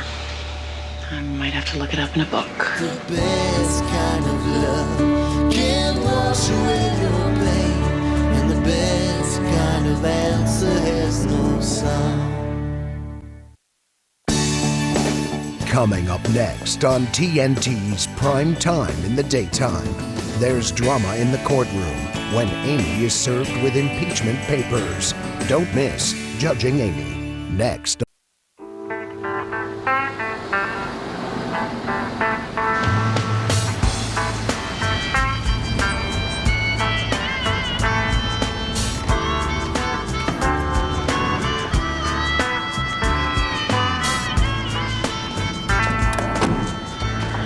Judge Gray. Len Mildmay, city editor, Hartford Examiner. I was your brother's boss when he was slumming it in the Fourth Estate. Oh, yeah, right. So how's he doing? I heard he moved to San Francisco. He's okay under the circumstances. They have a great oncologist. Vincent has cancer? No, not Vincent, his wife. Vincent has a wife? I guess you haven't talked to him for a while. No. Maybe I should get his number and give him a call. I'm sure he'd like that. So anyway, speaking of Vincent, I need a favor. I assume you know Judge Jackson Keeler? Okay, it was nice chatting with you. I'll tell Vincent you said hi. I'm guessing I've offended you somehow. Look, whatever you're writing about, it's not what a great guy Judge Keeler is. And you've heard that he and my mother don't love each other. Or maybe you've heard something about my relationship with him, so you're cozying up to me, making small talk about my brother because you think I'm the one who's gonna help you dig up your dirt? Well, you're wrong. Excuse me, I'm not some tabloid stringer trying to find dirty pictures of the guy with the donkey. Besides, it's not my story, it's Vincent's. What are you talking about? About a year and a half ago, Vincent was working on this story, but he bailed on it because he said it didn't go anywhere, which I believe. But after he left, I found his notes, and it turns out it went somewhere he didn't want to go. Whatever that means, I don't know what it has to do with me. It turns out he was on the trail of a dirty judge or two. And he had a conflict of interest. So it would seem. It must have been a big story. Yeah, and he sacrificed it. So now what? You think I owe you? Or you think I owe Vincent? Whichever one works.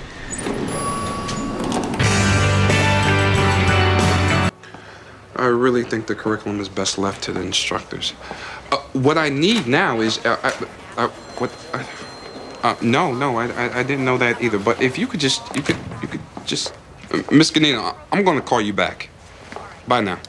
I find I lack certain parenting skills. Which ones?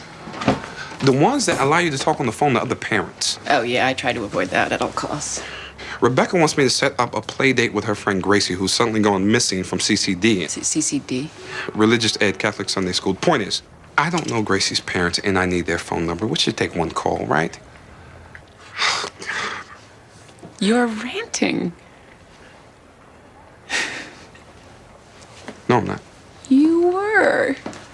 You were totally uncool. First up, you got the back-to-back vandalism. Then you have a sentencing I hearing. saw you rant. You can't unring that bell. Would you like a list of things I've seen you do? A sentencing hearing on what? That's right, on what? No. All right, my reason is that I was doing this job when you were still teething. Goodbye. Excuse me, are you Maxine Gray? Yes, I am.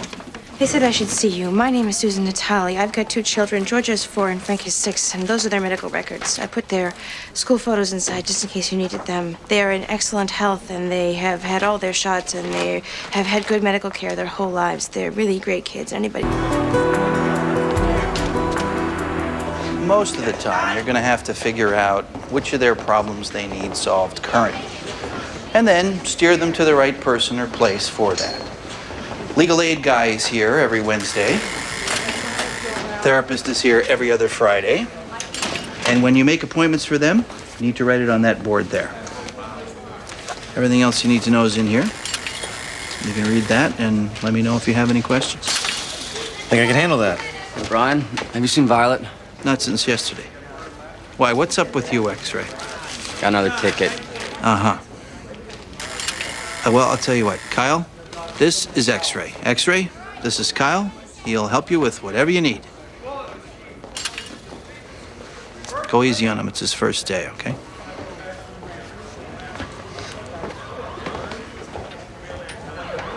Well, let's step into my office.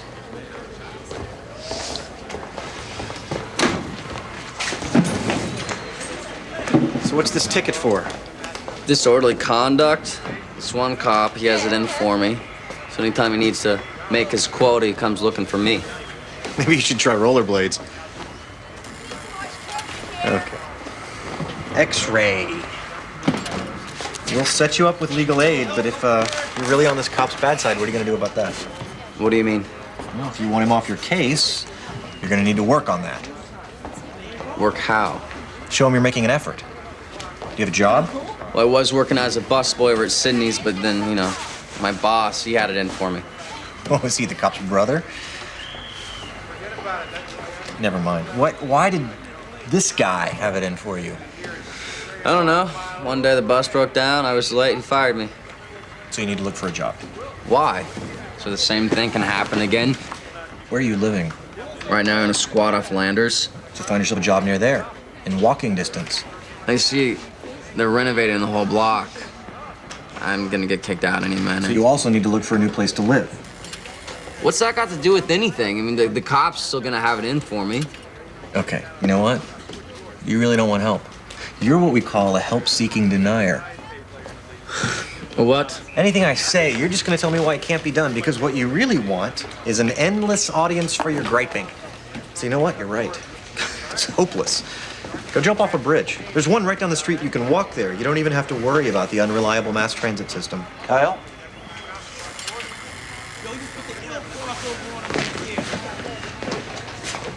Take these towels, put them in the bathroom. I'm thinking we're gonna ease you in here a little slower. I'll take care of X-ray.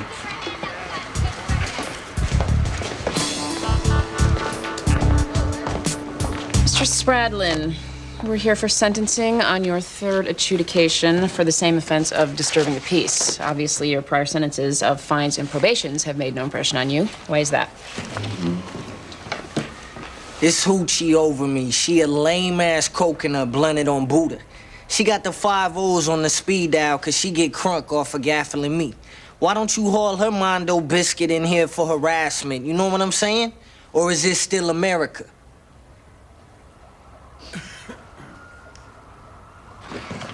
Your Honor, I would tell you if I knew.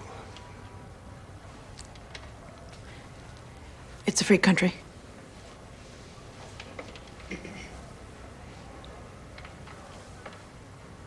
The long version.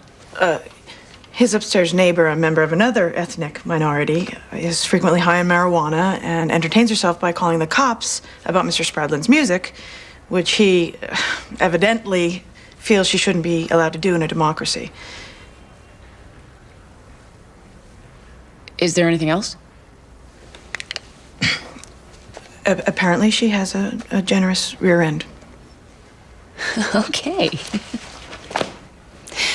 Okay, well, Mr. Spradlin, no matter what your neighbor looks like or how she gets her jollies, she does have a right to some peace and quiet, and you do not have a right to force her or any other neighbor to listen to your music. Man, that's butt. No, that's the law, which you insist on breaking. Mr. Tabor, is your client currently employed? Yes, I pal Sharman in the weeds over at that drive-by on Broome Street. Please, please. Mr. Spradlin works as a stop boy on the first shift at a local convenience store, Your Honor. And what time does his shift end? Depends on whether the Bama on her second Just shift. give me a number, Mr. Spradlin. 3. Okay. Mr. Van Exel, what do you have in your car stereo right now? Wynton Marsalis, live in Swingtown. Ms. Kozlowski-Pant? Bombastic Broadway. Perfect.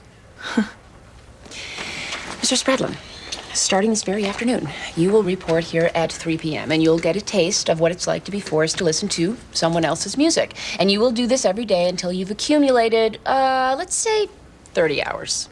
30 hours? Unless you prefer 30 days at Long Lane.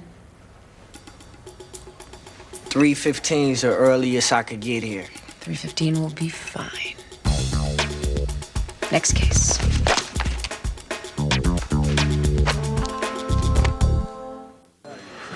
When I was a kid, my mother wouldn't let me play with Johnny Crider because his mother wore bedroom slippers to the grocery store. I want to be a parent then. Does this have something to do with Rebecca's missing friend? According to the parish rumor mill, Gracie was in CCD because her foster family goes to our church. But now she's been returned to her mother, a recovering pillhead. And? So should I track down the pillhead and set a play date? Or should I tell Rebecca Gracie moved to France? You could tell her the truth, that you don't want her to play with the daughter of a recovering addict. You think I should tell her that? Yeah, as you're driving her to a class on redemption. You enjoyed that, didn't you? Hi. Mr. Mildmay, imagine meeting you here in the courthouse corridor. Yeah, go figure. You wouldn't want that to happen too often, what with the way people talk. No, I wouldn't. So, You know where to reach me.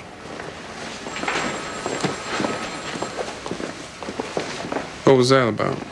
Nothing.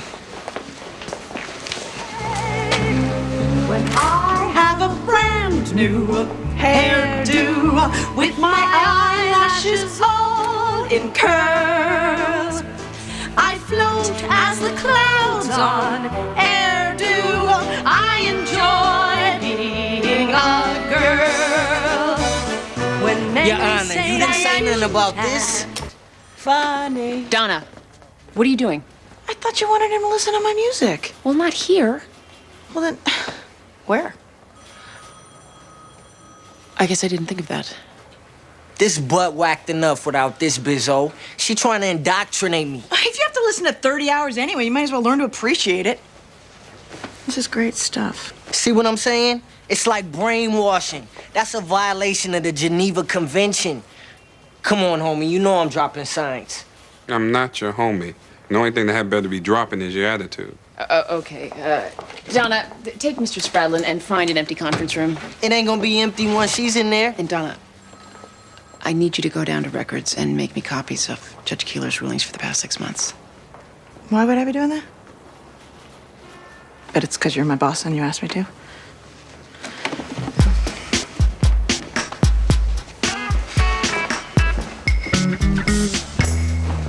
And why would Donna be doing that? Because I asked her to, like she said. Is there some connection between your wanting Judge Keeler's rulings and the reporter-looking guy in the hall? I really don't want to talk about it. That would be highly advisable. Meaning? Keeler's been around a long time. Yes, he has. Has a lot of friends in high places. He already doesn't like you. Your point is? Snooping on him and leaking whatever you find to a reporter would be a very bad idea. If he is behaving himself, then he has nothing to fear from my snooping. And if he's not, I hope you're not asking me to look the other way. It's not quite that simple. Excuse me, Bruce. I forgot to give you this. Andrea Solomon's numbers, home, work, and cell. Thank you. Andrea Solomon? Andrea Solomon is your drug addict? No, she's not my drug addict. But yes, she's Gracie's mother. Andrea Solomon, the history professor whose jerk of a husband sued her for child custody because she was allegedly addicted to painkillers? She admitted she was addicted. The woman is a professor at Wesleyan. Oh, so my daughter would be safe with her because she's a white upper middle class drug addict? No, actually, she's a black upper middle class drug addict. Oh, really? Which was the only reason the case made the news, which you would know if you were paying attention at the time and wondering why the case made the news. I guess I missed that. Wait a minute. Explain this to me. Rebecca just became safer because Andrea Solomon is black? Okay, this isn't going anywhere good. Where are you going, Bruce? To chill with my brother Marvin.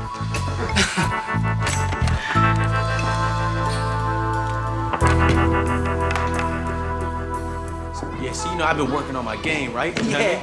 Yeah.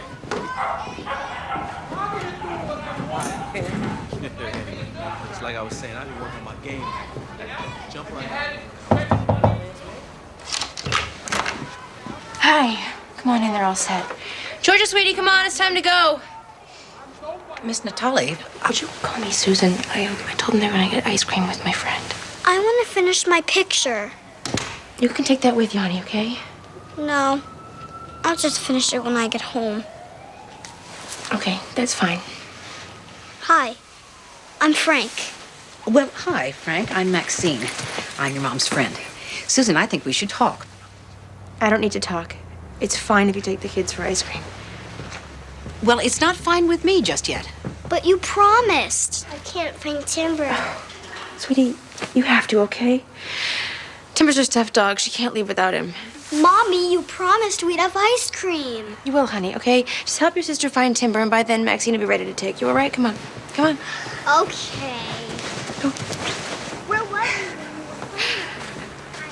I want to give my kids up. I don't know what the current version is of dropping them off on the doorsteps of an orphanage, so I came to your office and I told you. I'm sure you can find them a good home. Isn't that what you do for a living? Yes, but I'm not willing to take them unless you tell me why you want to give them up. Okay, it's very simple.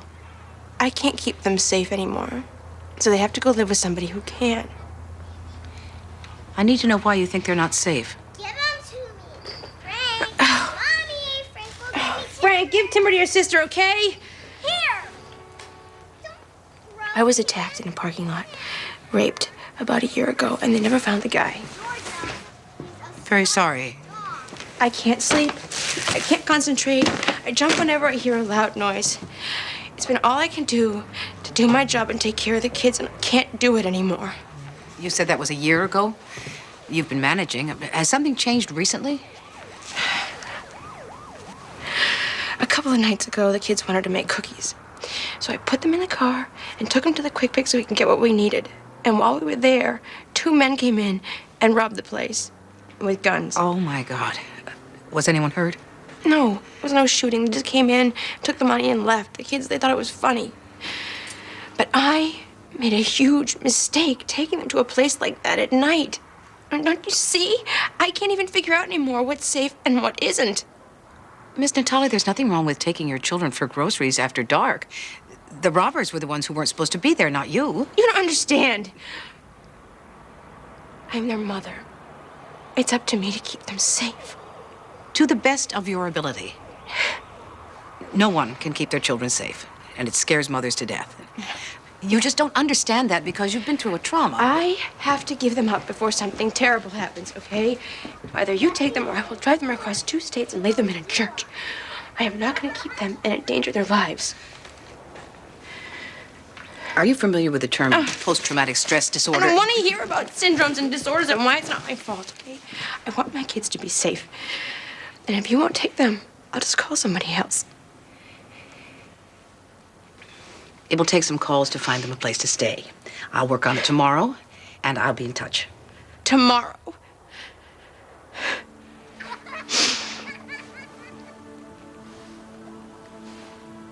right, I can make it till then.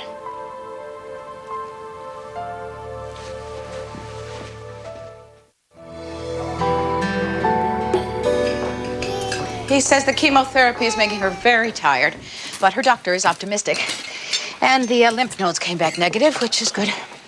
Is Carol gonna die? No, sweetie. She just has to go through some yucky medical stuff, but she's gonna be okay. Well, she's going to be quite sick for a while. Well, not all that sick. Quite sick. Stop it before you get to the hair. I mean it. Kyle, how was your first day at work? Drug addicts are a pain in the butt. That's an interesting observation, considering the source. Well, I was never a boring job person, so I have to get used to boringness. Speaking as a boring job person, I just don't suppose you have any health insurance. Excuse me? Well, it's sometimes difficult for a recovering non-boring person to get health insurance. It's not high on my list of concerns. Well, it should be. What if you got sick or had an accident? Why do you think Cousin Carl's gonna get sick or have an accident? Hey, Peter, maybe you guys could talk about this stuff later, and let's think of something pleasant to talk about. Is your new job dangerous? No, sweetie. He works with teenagers. Teenager drug addicts? Yes. Some of them are. Do you give them clean needles? Lauren, where did you come across that? I heard it on the news. If they use dirty needles, they die. Well, if they use clean needles, they die too. Drug addicts die. Other people you're helping are gonna die? No. Your mother's exaggerating. Some drug addicts get better, and then they go on to help other drug addicts. So, Mom, how was your day? Frankly, wretched. Jillian? I had a fine day. I got my hair cut, and I took Ned to the pediatrician for his booster shot. Booster shot? Do I have to have one? Oh, for the love of Fred. See? We need to eat in our own rooms in front of the TV and ignore each other like normal families.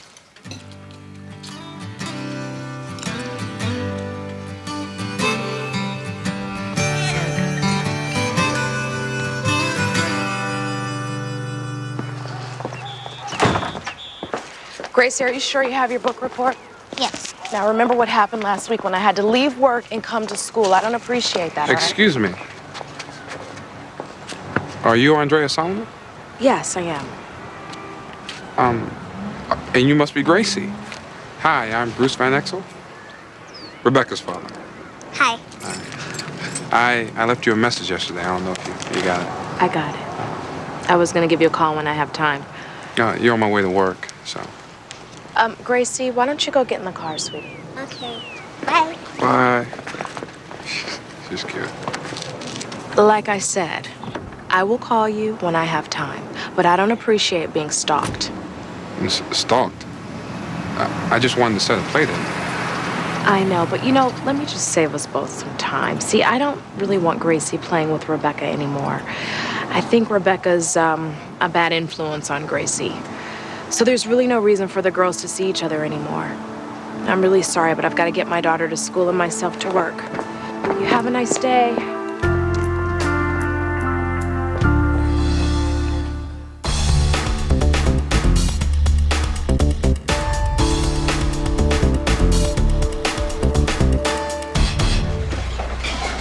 What about the children's father? Last I heard, he's living with a cocktail waitress in Vegas. Can I get you guys ketchup? No, we need the coffee we asked for 10 minutes ago. I'm sorry. What about a relative, someone who could take the children temporarily? All the grandparents are dead, and I have one sister who wishes I would join them. I know how that goes, but maybe if you explained that the situation Susan?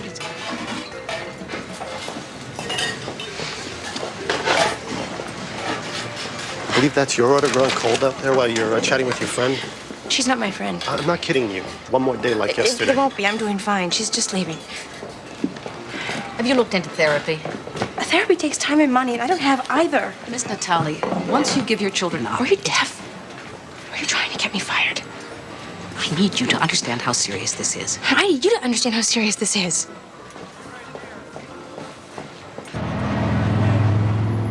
But you didn't yank the kid. You just left them there. You are not listening to me. I heard you. Classic post-traumatic stress disorder, exacerbated by witnessing the robbery. The woman claims she's an unsafe mother, and now I am telling you, go back there and yank the kids. She's not an unsafe mother. She only thinks she is. Maxine, if the woman is telling us that the kids are in danger, I'm inclined to take her word for it, at least until we know for sure. Sean, this woman is hanging on by a thread. You just said she was fine. I said she was not dangerous. She's traumatized. She will get better. But you know what it's going to be like for her to try and get those children back out of the system. You know, at some point, you might want to ask yourself why bad things keep happening to this woman. Because she's poor. And she lives in a bad neighborhood. That happens to white people, too. Is there a relative who can take them temporarily? She has a sister. I called her. She very politely explained that she can't be bothered. We were mysteriously disconnected, and now she's not answering her phone. Then maybe you should go charm her in person. I was hoping you'd say that. I'll see you in the morning. In the morning? Maxine, where exactly does the sister live? Boston. Boston? Maxine!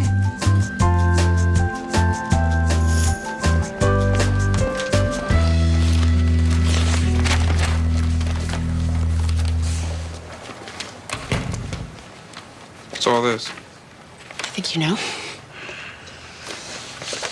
Who's your drug addict? Well, I took your unsolicited advice and went to see her. I didn't tell you to go to see her. Well, I went to give her a chance to redeem herself. But she's not interested in setting a play date. She thinks my daughter's a bad influence on hers. Did she say why? No, she was too busy screeching away in her Volvo. Wow. What? It's just so easy to spot once you know what you're looking for. Most of his rulings are they're straightforward, they're lean, they're folksy. He clearly thinks of himself as Harry Truman as a jurist, except when the plaintiff is represented from anyone from this one particular firm. And then his rulings are wordy and convoluted, and he twists the law into pretzels in order to get a favorable verdict. So he's taking bribes. Thank God I'm sitting. I know, it's just that it's so blatant. And he is such a self-righteous jerk. Plus, he threatened me. He knows that Len Mildmay is investigating him. And he threatened me because he owns everybody else. Well, if I keep my mouth shut, that means he owns me too, doesn't it? Oh, that's what you're advocating? You? My own personal Jiminy Cricket?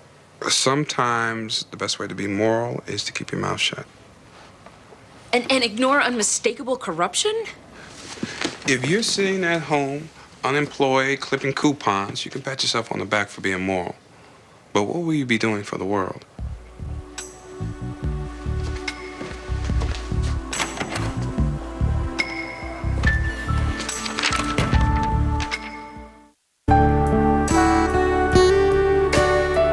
Well, I'm sorry she's got problems. Really, I am. But I swore off helping her 3 years ago, and I'm done with it. I've learned my lesson. What lesson is that? Mom, it's sticking. Well, honey, you have to keep stirring it. You just can't stop. But my arm's tired. Well, I guess you should have picked something easier than gumbo. I probably seem insensitive to you. That's fine. You don't know. But I've been bailing Susan out my entire life, and I've given her a lifetime of advice that she's asked for and then refuses to take. Here, you stir. She wants me to place her children in foster care, but it's really not a good idea under the circumstances. For instance, I told her not to marry Melvin. I told her he was a low-life jerk, but she had to have him. And then, lo and behold, he runs off with a cocktail waitress, which I guess he decides is preferable to a coffee shop waitress. Mom, I don't get this. Well, then, honey, I guess you're just gonna have to keep trying till your father gets home. You know I don't do math. So, he leaves her in that ratty apartment, and she's scared of the neighborhood. She wants money to move. I lent her the money. She doesn't move. And now, she's a habitual crime victim. What a surprise. I can certainly appreciate your frustration, but this is a different sort of thing. It's a crisis, a family crisis. Your niece and nephew may be taken from their home and put in the foster care system, which far more often than not is a nightmare. Mom, this is killing my arm. Can I at least take a little break? I have my own family to take care of, and it takes everything I've got. I cannot keep wasting my energy on Susan. She's a bottomless pit.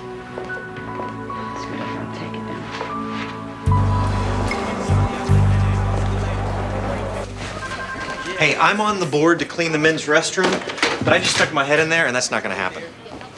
Hey, Kyle, I need to have a word with you. I received a complaint about you from Delmar Anderson. He says you refused to meet with him. That's just so not true. I said I wouldn't meet with him here. Why? Because when I meet with him, I need to be outside and upwind. See, Kyle, the thing about starting over is that you don't get to start at the top. And the places you start usually don't pay well or smell good. Okay. But what's wrong with the concept of asking Delmar to take a shower before he sits down to talk to me? We've got showers, we've got soap, we've got towels, and he just can't be bothered. And you're afraid of what? Hurting his feelings? We may lose his business? Kyle, I'm thinking that you and this job are a bad match. Fine, you're a former drug addict, but you're still a rich kid. You have never had to live in survival mode. You have no idea what that's like. I'm thinking the best thing for you is Hey, Brian, is this gonna take long? Excuse me? I need to talk to him. Oh, yeah, he's gonna be tied up for a while. I can get you someone else. No, that's okay. I'll come back. No, hang on, X-Ray. There's plenty of counselors available. I just got to get a hold of one. No, I'll wait till he's free. I don't want to talk to anybody else. And why is that, X-Ray? Because everybody else just says crap they read in a book, and he tells the truth. Hey, I think Brian and I are just about finished. Yeah, okay, go ahead, guys. Okay. You want to hear some more truth? You stink. Go take a shower.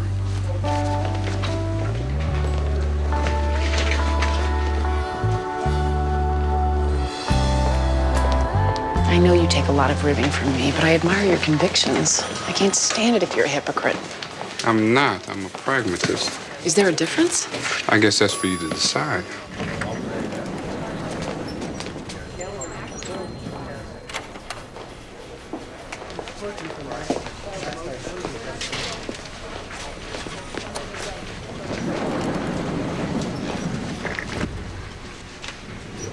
Judge Gray, it seems we have a mutual acquaintance. Really? Who would that be? Mrs. Brookside, down in records. She tells me you've been keeping her pretty busy lately. I asked her for a few documents that are a matter of public record. Surely you can find something not quite so dull to read in your spare time. Actually, it's been very interesting reading. Yes? Well, one can find items of interest in all sorts of places. If one is motivated to look.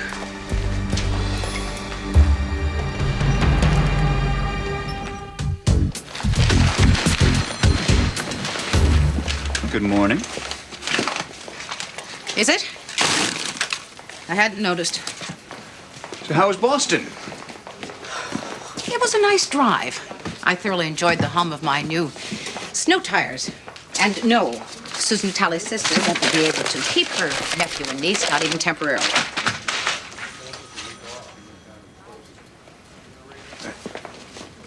I'm sorry to hear that. Whatever happened to taking care of family? Well, I think that has No, I really want to know. When did people decide that taking care of family wasn't going to be a responsibility any longer?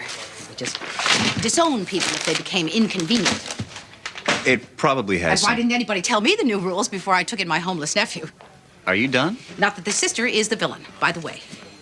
Because there are real villains, and life is hard enough without them. Getting the children to their games and their dental appointments and through their math homework is hard enough.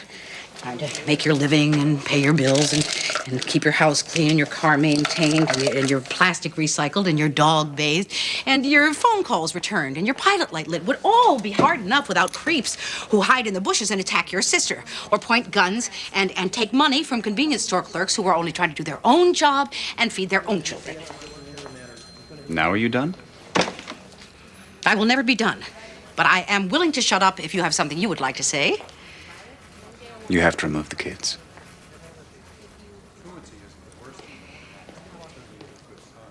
I know that.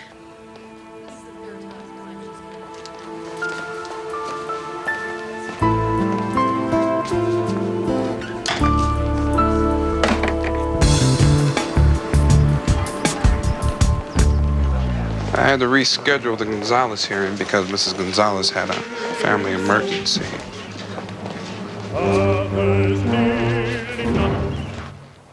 There are times I almost think I am not sure of what I absolutely know. Oh, very often by confusion, in conclusion I concluded long ago. In my head are many facts that as a student I have studied to procure. In my head are many facts of which I wish I was certain. I was sure. Too loud? For starters. Is a puzzlement. Your Honor, this Broadway jam is in the house. I can't wait to spin this for my peeps. I thought we had established that you were going to do this somewhere else. The conference rooms are all in use. Your Honor, don't you think he suffered enough? I know I have. No way, yo. I still got 26 hours. Mr. Spradlin, you're not supposed to be enjoying your sentence. That's what I'm doing. And yet I'm maxing. It's a puzzlement.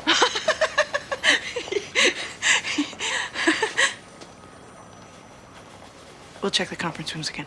Good idea.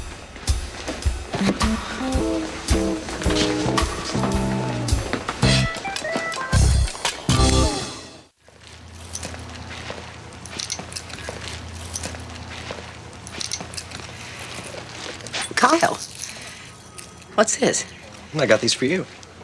Oranges? Fresh oranges. I got them from a guy in a gas station. He said he drove them up here from Florida. But he only had one bag, so either he drove up 6 oranges or he just had a good day. I didn't ask. I just figured fresh oranges off the tree in Connecticut in the middle of winter. I mean, look at them. They still have leaves on them. You're right. They were on a tree recently. Oh, well, that was very thoughtful of you. I had a good day at work, so enjoy your oranges. I'll see you at home.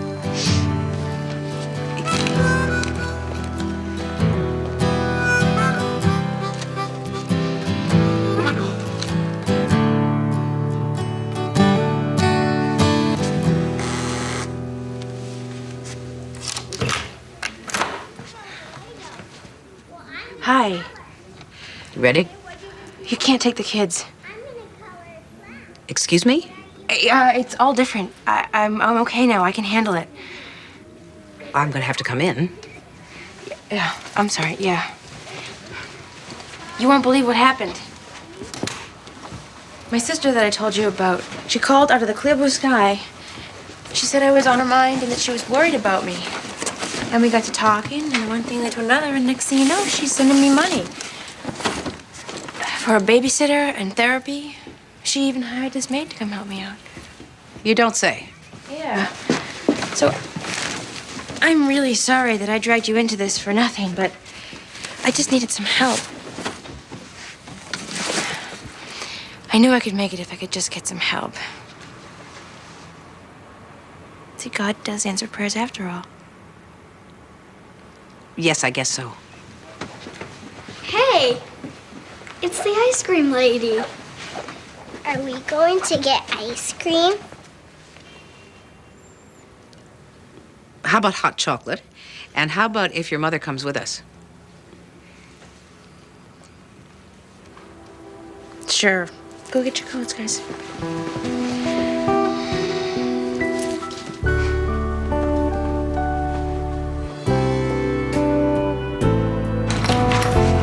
I'm not stalking. I just want to know why you think my daughter's a bad influence on yours. You could have called. Well, you're on my way home. I seem to be on your way to a lot of places. I live nearby. Mommy, I'm cold. Look, here's the problem. I wasn't thrilled to death that Gracie was enrolled in religious ed classes by her foster family because I'm not religious and Gracie's father is Jewish, and no one consulted either of us. So you think my daughter's a bad influence because she goes to church? No, I think your daughter's a bad influence because she gave Gracie nightmares with stories about Catholic priests who were burned at the stake, who had their fingers chewed off and their hearts cut out while they were still alive. That's my fault. I told her the story of North American martyrs. I spent too many years in Jesuit schools. You told your 8-year-old daughter stories about people being tortured and dismembered? It came up in conversation. I mean, and I ran out of ghost stories. Okay, I can see why you would be upset, but you gotta know Rebecca, and she has this morbid streak that she got from my mother, and I try to discourage it, but okay, maybe I have a little morbid streak too. And look, all I know is Rebecca really misses Gracie. And it'd be nice if they can get together. Maybe we could all go out together. Just you know, to the park or ice skating ring or something. I could hover. Make sure Rebecca doesn't scare Gracie with any more martyr stories. So the kids will always be within earshot? Well, initially. Initially. We might eventually let them be in another room, you know, but that's somewhere down the line, you know. Okay. Never mind that. It's just a thought. Okay. I apologize that Rebecca scared Gracie. And I'll see you around.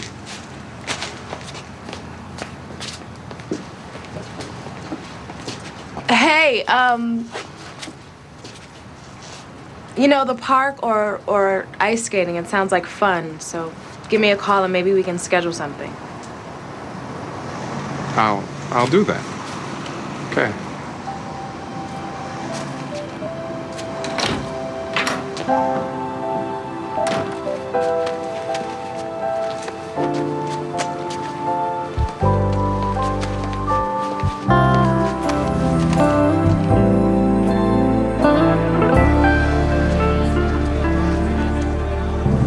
Everything's up to date in Kansas City.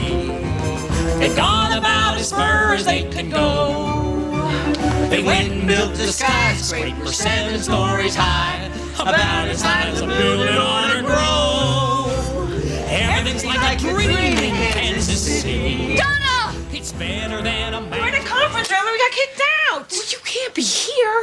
But you said we couldn't be in there. You know what, Mr. Spradlin? You're done. I'm letting you off with time served. No way, ma'am. I'm gonna pay my debt. Nope, you're going home. Well, at least let me finish this song. All right, finish the song, and then that's it.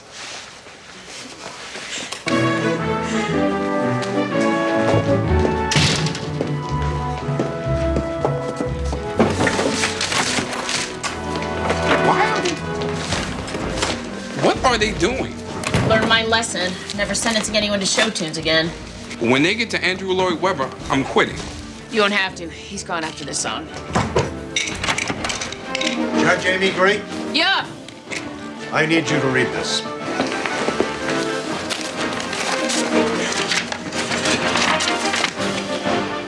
Understand it?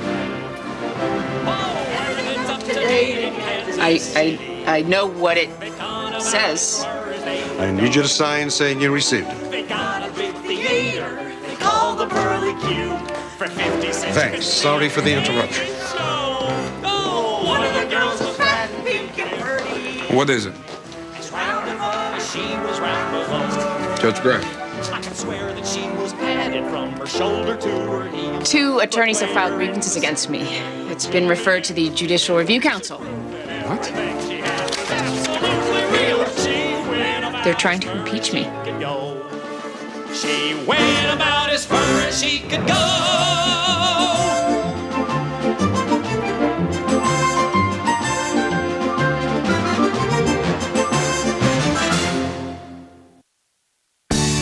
Coming up next on TNT's Prime Time in the Daytime.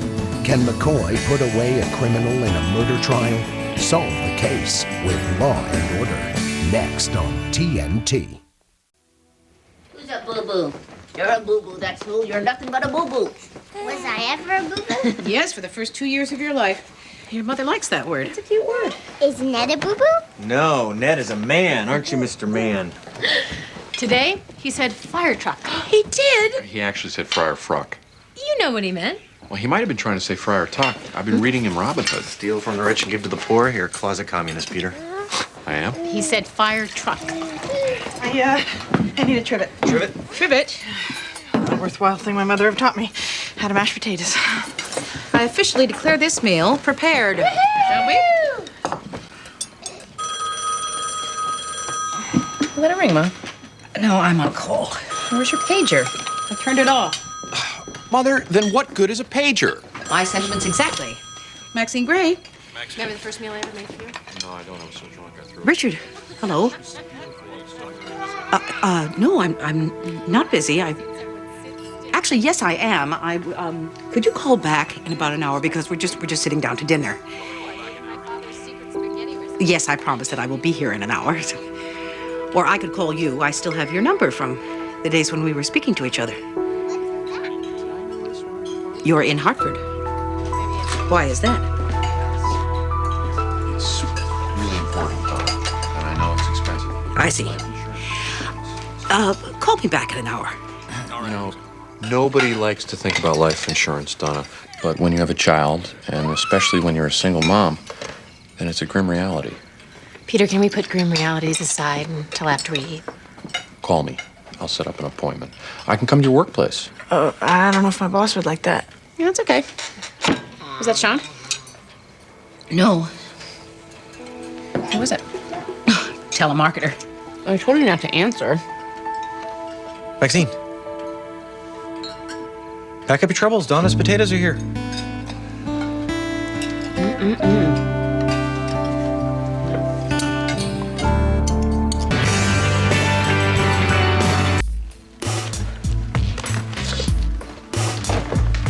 Mom. Amy, go back to bed. I can't. I'm up. What are you doing? I'm sorting the laundry. At 5 in the morning? 5:30. I couldn't sleep either. What's up with that? I've been up at 4 o'clock every morning this week. It's winter. The light has changed. It disturbs your sleep patterns. So I'm not an insomniac? Insomniacs don't sleep at all, Amy. You were snoring during the 10 o'clock news. I guess work is wearing me down. Why are you doing laundry? It needs to be done, and I've got a full day. Would you like to help? Sure. Great. Take these downstairs to the basement and put in a load. It's cold down there. Cold is good for you. If you want to help, help. You have to sort them, Amy. You have to separate the whites from the colors and not just throw them all in together in cold water like you did when you were in college. How did you know that's what I did in college? 12 years. But who's keeping score? I am not keeping score. I have a good memory. Your blessing and your curse. It's always been a fine line. You look good. So do you. You have any coffee? No, I haven't made any yet. Well, can I sit down? You said this would be short. Where's Kyle? He's asleep. He works hard. My Kyle? He's changed. Well, where's Amy? She's asleep. I heard she moved back home. Judges don't make as much money as people imagine they do. She's a single mother. I wasn't passing judgment. Then you've changed too. Maxine, I would like to see my son. I don't think it's a good idea. You're not his mother. I'm his landlord. And I have policies. No family visitation? Not for a while. He agreed. Teaching him the fine art of holding a grudge, are we? No, the lost art of learning from the past. You know, the whole doomed to repeat it thing. All new mistakes. That's my motto. Well, what you're doing now, harboring my son, keeping me from seeing him back. And when you come back, I'll be here. Thanks for the coffee.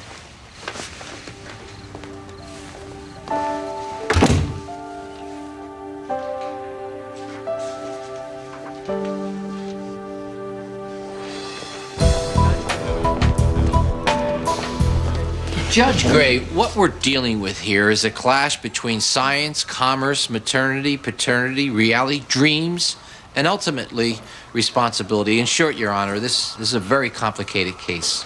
Oh, good. I was wearing myself out with uncomplicated cases, Mr. Ansel.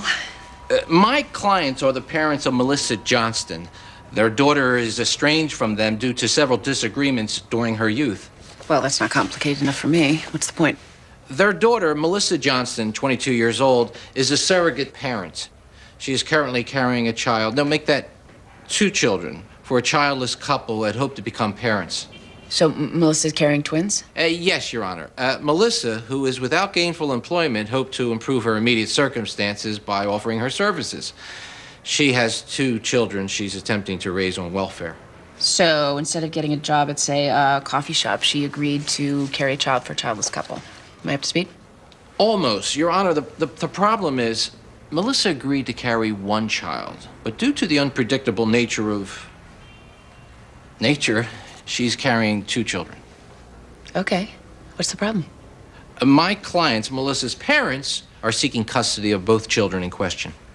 Your Honor, if I may, I am Andrew Pickerel. I'm representing the would-be parents, Mr. and Mrs. Burns. Your Honor, my clients are in their late 40s. And after all fertility treatments failed, they decided to pursue surrogate parenting. The children that Melissa Johnston is carrying in her womb belong, genetically speaking, to her and to Mr. Burns. Well, the transaction was legal and seems to be well documented. Where's the snag? The Burnses only wanted 1 child, Your Honor. They never wanted twins. So the reason we're here is because nature is unpredictable? My clients urged Melissa Johnston to abort one of the babies. She refused. Good for her.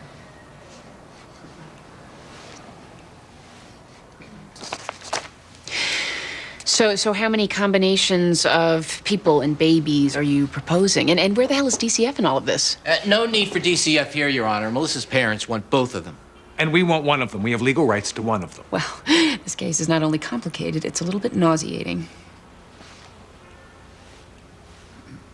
Your Honor, permission to approach? No.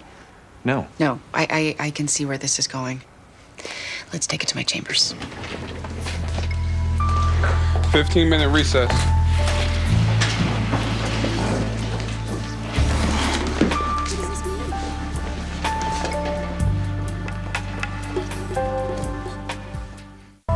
Due to the nature of your last comment, Judge Gray. I believe you have publicly exposed your bias. Judge, Mr. Pickerel. Not before they've heard the evidence, preferably. You want me to kick this over to someone else's court? A man's court, maybe? You just say the word. We're fine, Your Honor. Your Honor, the judicial system in Hartford's a small town. People talk. Oh, really? And what do people say? It might not be the best time for you to hear a case of such a controversial nature. Well, you say controversial, I say nauseating. You want me to recuse myself because I'm being reviewed? Seems to me that any decent lawyer would choose to brush up in his appeals procedure before coming right out and threatening a judge. Your Honor. Because until she is actually relieved of her duty, a judge maintains a certain amount of sway in the small town of the judicial system. Now, which page are we on? The page where we proceed according to plan? Yes, Your Honor. Yes, Your Honor. Thank you.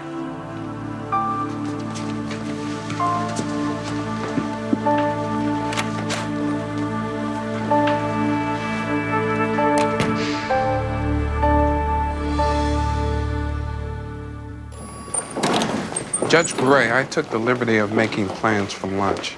Rebecca's out of school, teacher's workshop. Oh, yeah. Lauren's got the same thing. Julian's taking her to a theme park restaurant. It's no problem. So this surrogate parenting case is going to take up a couple days. It really should be in civil court. I'm thinking about transferring off your docket. No, don't. Keeler will take it as a sign that I can't handle my workload. Is that a good reason to hear a case? I have to play it by the book. Oh, really? That comment I made was not so prejudicial. What? Why am I arguing with you? You're the one who told me not to make waves. That's why you're arguing with me. There's one last little thing, and then we're done. Page 8, down at the bottom. This is important. Hey, Peter. Donna. Hey, sis, we're almost done. Oh, you said it was okay. Peter's selling me life insurance. Oh, okay. At a hell of a discount. It's all on the up and up. She doesn't smoke and she drives a sensible car. Well, I'm a single mother, and if I get hit by a truck, then bam! There goes my daughter's future. I said it in that gentler language. Judge Gray, here's the upshot. I need to designate a person to raise my daughter if I get hit by a truck. So, I'd like you to be that person. Oh, Donna, you're not going to get hit by a truck. You know, Donna, you still have plenty of time to appoint a guardian. That doesn't come till much later when you make a will. Judge Gray, will you do me the honor of raising my child? You're my second choice, Bruce, if Judge Gray says no. But she won't say no. Will you? Oh, my God. No. I just need some time to think about it. I have a lunch date. Excuse me. No, it's my daughter. No, it's just a serious matter, and it deserves some thought. Yeah, that's what I'm saying. My daughter's homeless. I could say yes. I might. Wow. I need to think about this. Well, that's my point.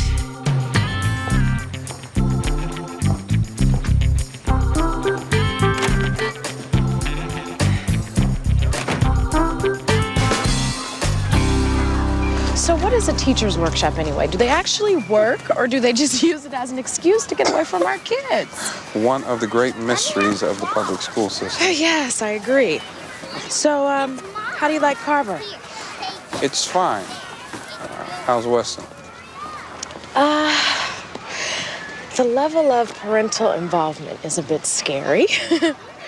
Everything's geared towards parents that don't work. They have these assemblies at 11 o'clock in the morning, and your kid never forgives you if you can't be there. I know that song. Rebecca, no shoving. Stupid. Hey, Gracie, no name calling. That's her character flaw. Rebecca is a shoving.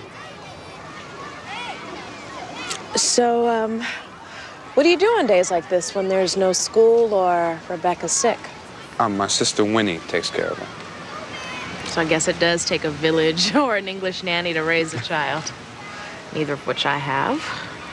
All I have is a hostile ex-husband and a teacher's assistant that gives me attitude when I take the day off. Yeah. Daddy, Hey. Gracie doesn't like any of my ideas. Like what? She says freeze tag is stupid. Try some of her ideas. For your old dad, who's using up his lunch hour for this, happy to do it.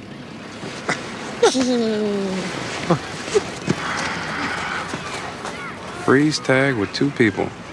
That is kind of stupid, isn't it? Yeah.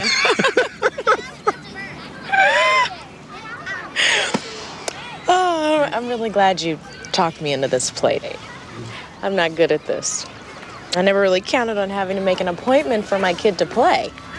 When I was growing up, you'd walk outside and there'd be 10 kids just waiting to play. And nobody trying to abduct them. Exactly. Rebecca said hide and go seek is for babies. Rebecca, And she also flicked my arm. you flicked her arm? She called me a goon. Gracie Ann. Daddy, she... Okay, you two.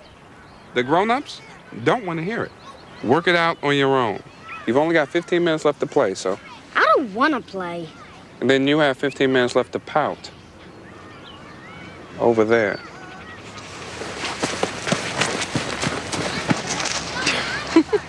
I am so sorry. I don't know what's with her. Are you kidding? They're 9. It only gets worse. Maybe you and I can have a civilized conversation sometime. Away from the kids. No place with a roof. Like a gazebo? Like a restaurant. Like a date.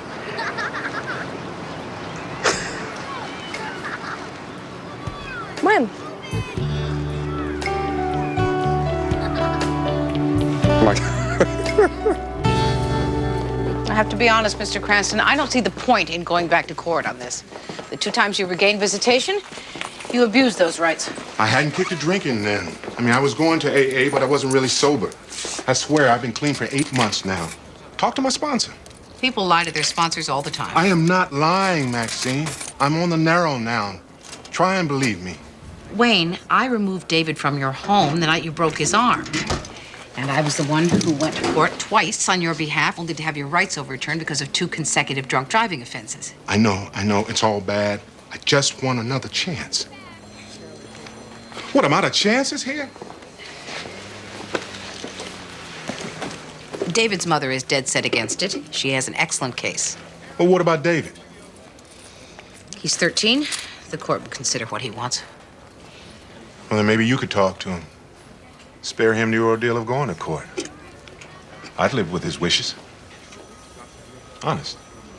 Maxine, somebody's waiting in the conference room. He says he's your brother. I don't see the resemblance. I'll be right there.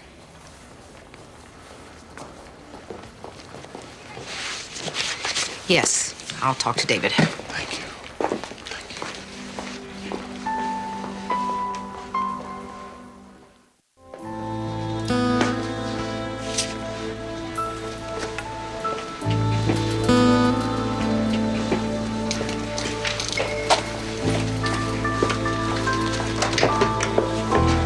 Look, Maxine, I'm sorry to do this.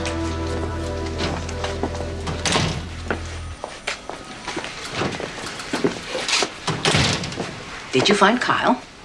Of course I didn't find Kyle. Hartford isn't a small town. I'll get you some coffee. I have coffee. Look, I don't know how you and I became so estranged. You don't? I always thought I was the one that was in the dark. Was it the money? I found the papers after Edward died. The second mortgage on the house, high interest loans. He never recovered from all that financial pressure. When he asked for the money, he wouldn't tell me why. All that time, he let me think that you'd loaned it to him. All he had to do was tell me why. Why should he have to do that? He was my husband. He was your brother-in-law. I made my own way in this world. The hell you did? Daddy sent you to medical school. By the time it was my turn, there wasn't anything left. You went to college. I worked 3 jobs. I didn't pay off those loans till 1967. You were his hope. I was his afterthought. My God, Richard, I really don't want to go over all this again. None of this is justification for keeping me from my son. Edward was dead at 55. He's my son, Maxine! He's an adult. No one forced his hand. You're making things worse.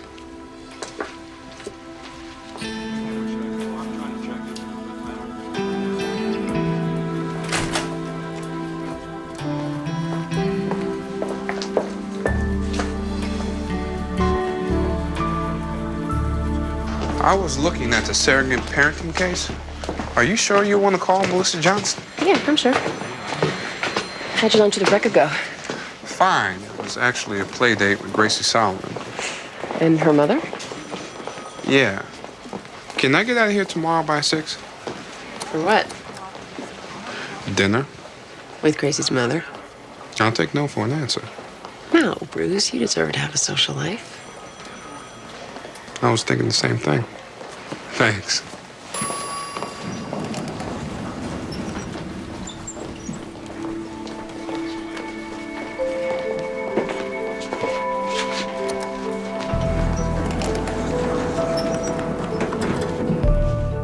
Judge Gray.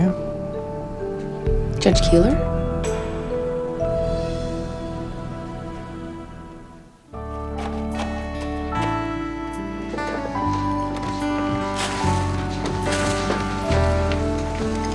Hey, what's the secret to making coffee?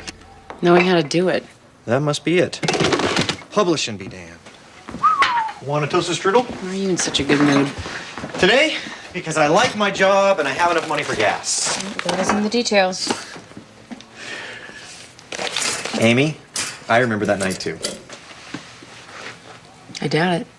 Vincent and I drove up to Cambridge to visit you. We thought we were all grown up, having someplace cool to stay near Boston, having this great connection at Harvard. I'm pretty sure your thoughts weren't so coherent that night. We were kids. We got a little overly ambitious. You get stoned out of your gourds. And went for a drive. No, you let Vincent do the driving.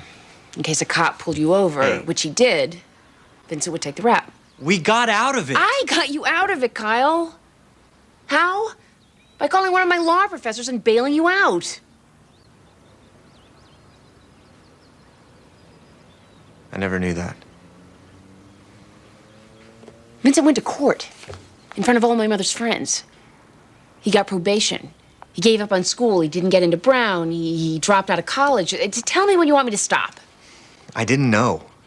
Why? Why didn't you know that, Kyle? Because I was a stupid kid. You didn't know that because you were raised to believe the world owed you something. That too.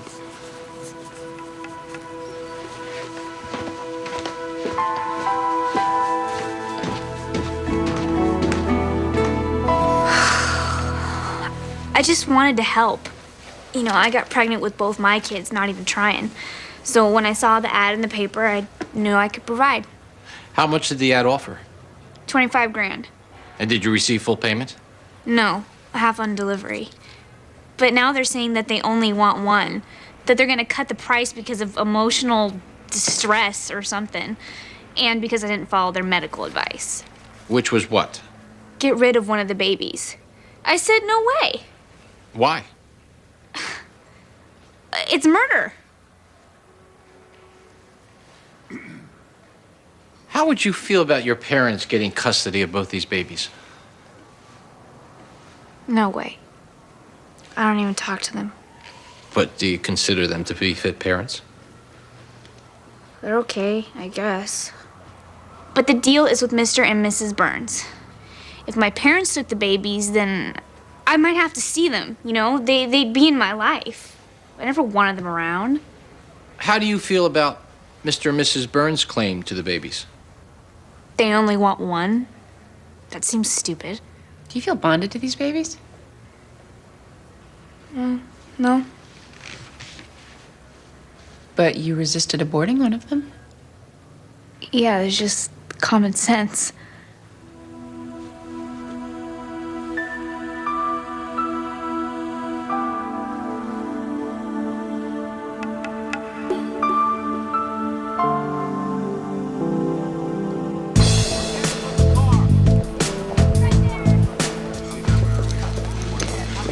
Mrs. Cranston, thank you so much for working this into your schedule.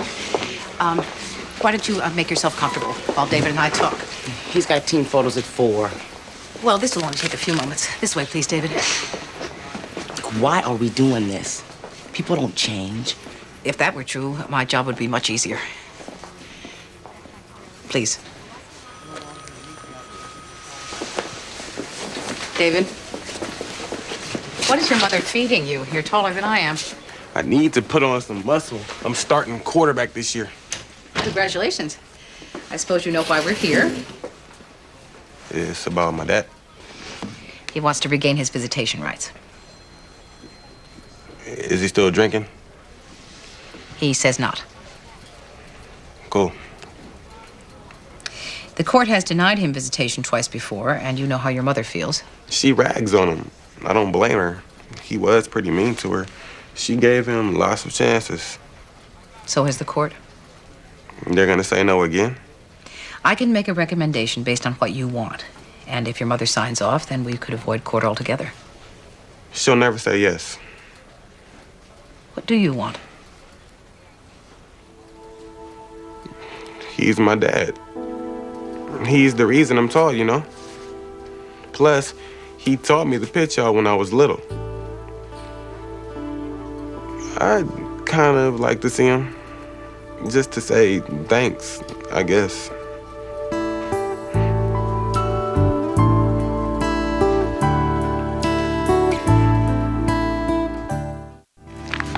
I don't want the policy anymore, Peter. I can't use it. Well, why not? No one wants Ariadne. She's all alone in the world. So, like it or not, I'm gonna have to live to be 97, at least. Well, sometimes longevity is not up to the longevity. What do you mean no one wants Ariadne? Judge Gray turned me down. Well, she said she'd think about it. Bruce wouldn't even discuss it. What about your family? My mother and sister don't like me. They think I'm strange. No, eccentric, they call it. Believe that. Yeah, well, that still doesn't mean that they wouldn't love your little girl. They would raise her to believe her mother's weird. Does Ariadne need that? I don't have much to pass on to my daughter. But she's gonna know her mother wanted her and fought for her and did everything she could to have a fair start in life. I will make her understand that, even if it kills me. Wait, that doesn't work. We'll take her. We will? Of course we will. I'd love for Ned to have a sister, and it's unlikely we'll go through the adoption process again. We adore Ariadne, don't we, Peter? Yeah, but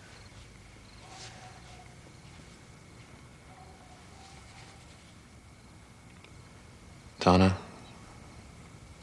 Ariadne has found a home. Wow. Thanks. You mean it? We really do.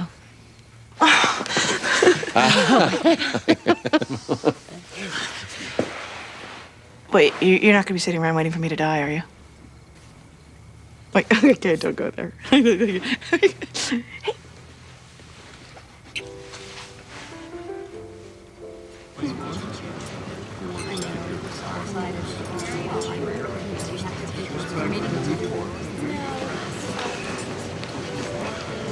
The wine is delicious.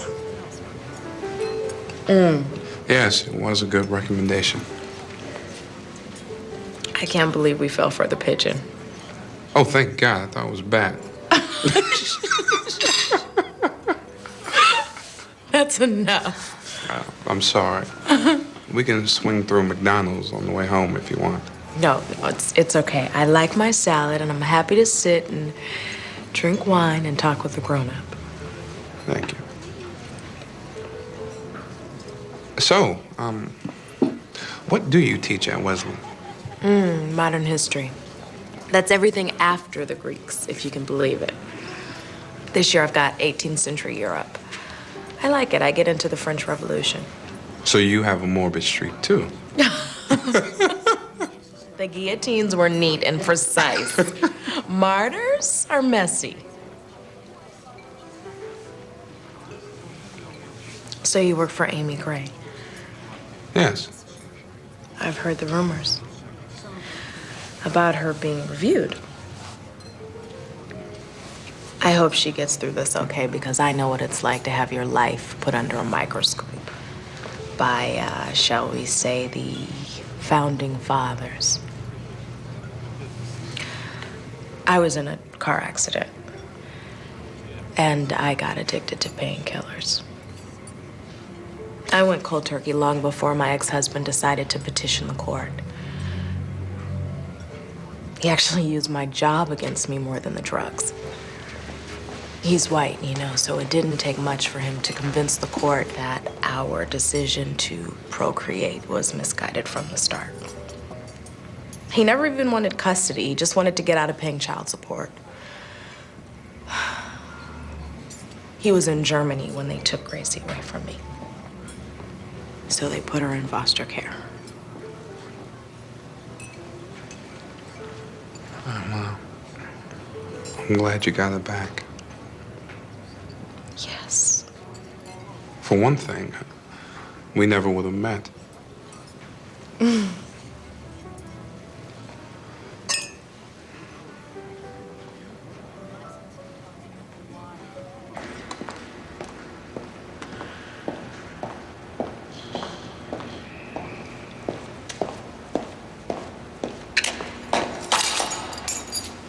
Judge Gray? Oh, thank God. It's a little creepy in here. You should notify security when you work late. Have someone escort you. I know. I'll do it next time.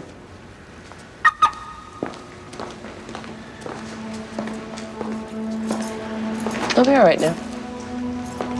I just want to be sure nothing happens to you. I'll be fine.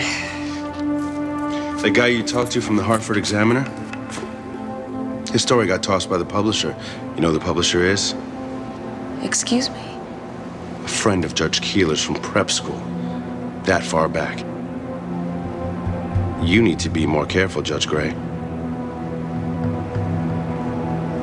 You be safe, Judge.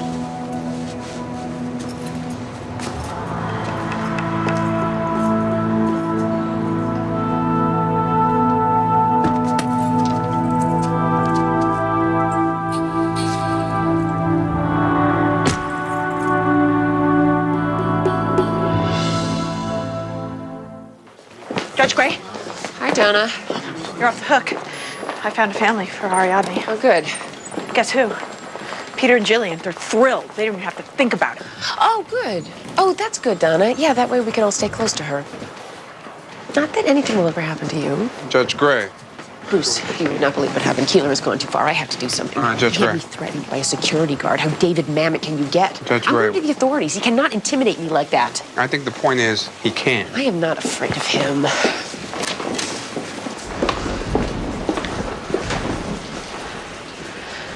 The surrogate parenting case? Gone? Gone how? Hold from your docket. Nothing's up to this afternoon. Under whose authority? Try not to jump to conclusions. I don't have to jump anywhere. It's a walk down the hall. I wouldn't. Then don't.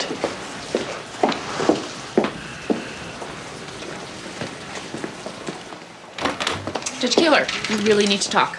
Apparently so. I apologize, Your Honor. Not for me, you don't? Perhaps at a more convenient time. No time like the present. You'll excuse us? This has gone far enough. I just wanted to inform you that I will be consulting the authorities. Yes, I too prefer to deal with these matters on a higher level. And you're in luck. I've been informed that we are days, if not hours, away from putting this whole show on its feet. I was actually referring to the police. The police. I was physically threatened last night. How peculiar. By whom? By a security guard.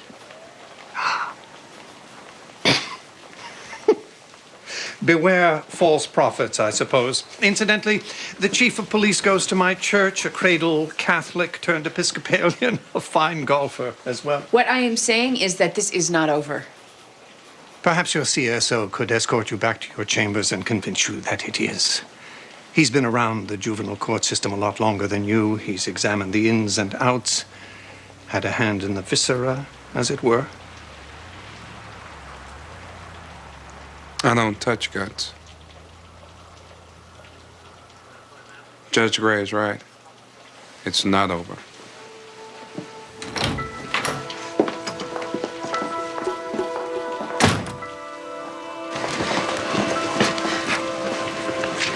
It's over, isn't it? I think so.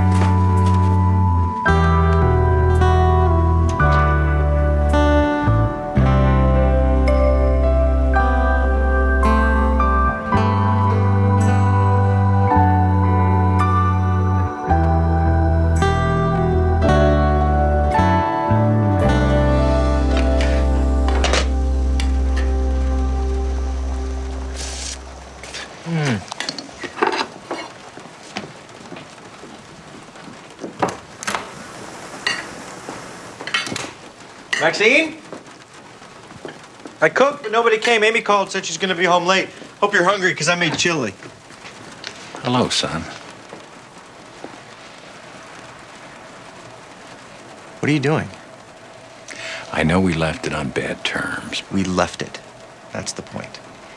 If you'll excuse me. You're not going anywhere. He is. He only wants a few minutes, Kyle. You're breaking your own rule.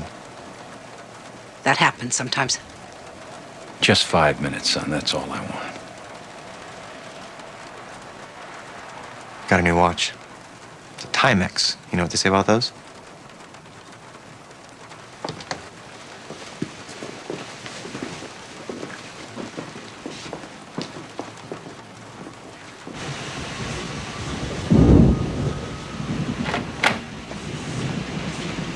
Good evening.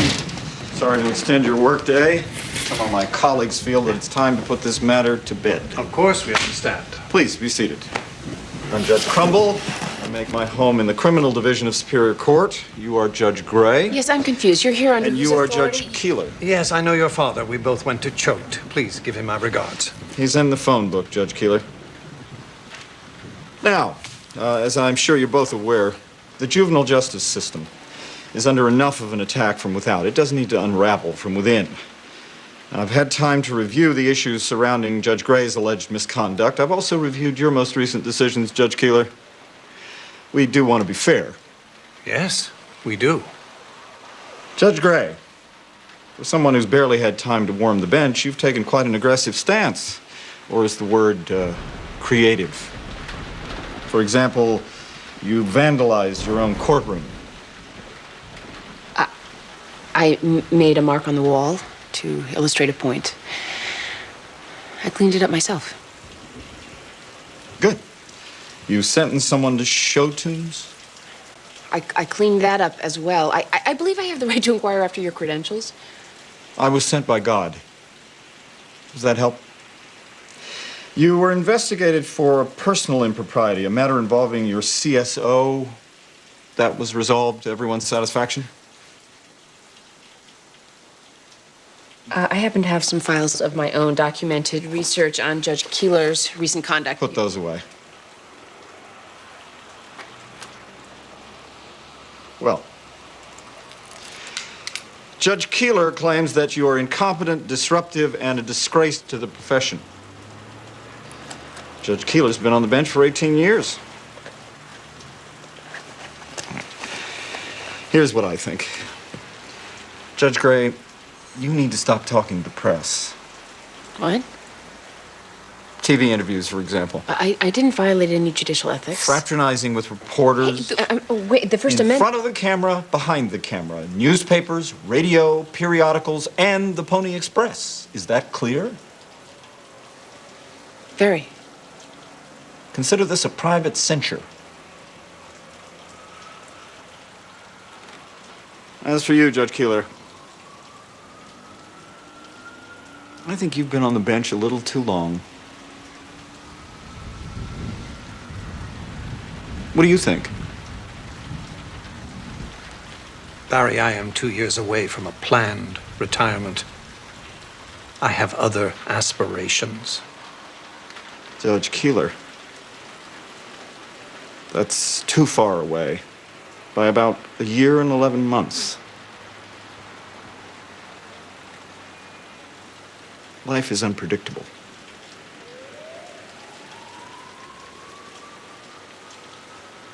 I have always wanted to travel. Yes, I hear D.C. is very nice this time of year, if you don't mind the politicians. I never have. Which is why we're all here. Except I no longer am. Good evening.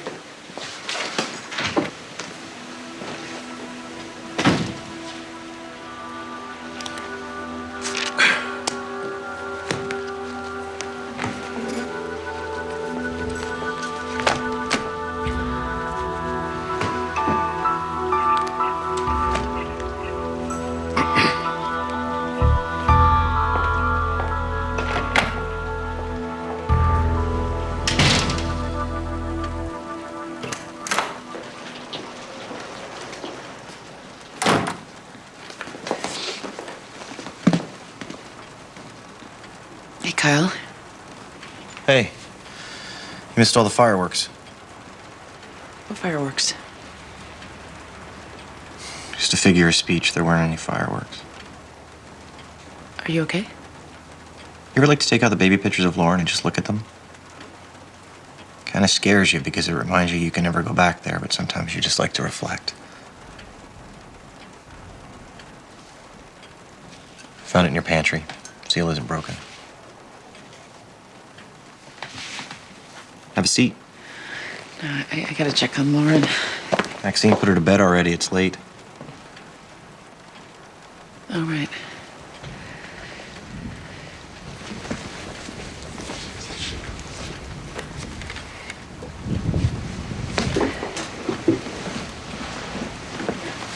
I was thinking about that night where we got the joint. It's about a lot more than one night, Kyle. You were snooping around in your bedroom. You said you'd forgotten you had it. You didn't get high anymore. I said, well, we're just getting started. Remember what you said? Hey, knock yourself out. Well, I didn't tell you to get into a car and drive. That was my honors thesis. I let Vincent drive because he was less screwed up. Oh, come on. I was 19, Amy. How old are you now, Kyle? Around 18. My father came to visit me tonight. Offered to bail me out. And I said no. That's when most people leave home, isn't it? 18? It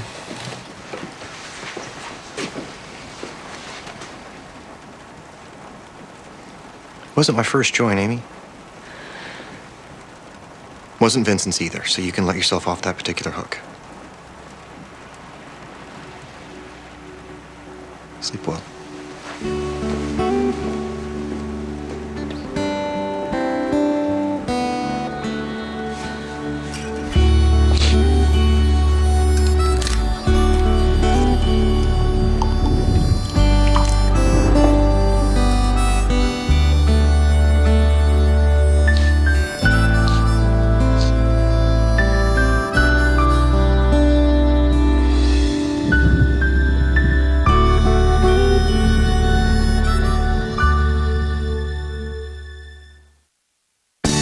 Coming up next on TNT's Prime Time in the Daytime, Kyle's drama with Amy forces him to find a new home.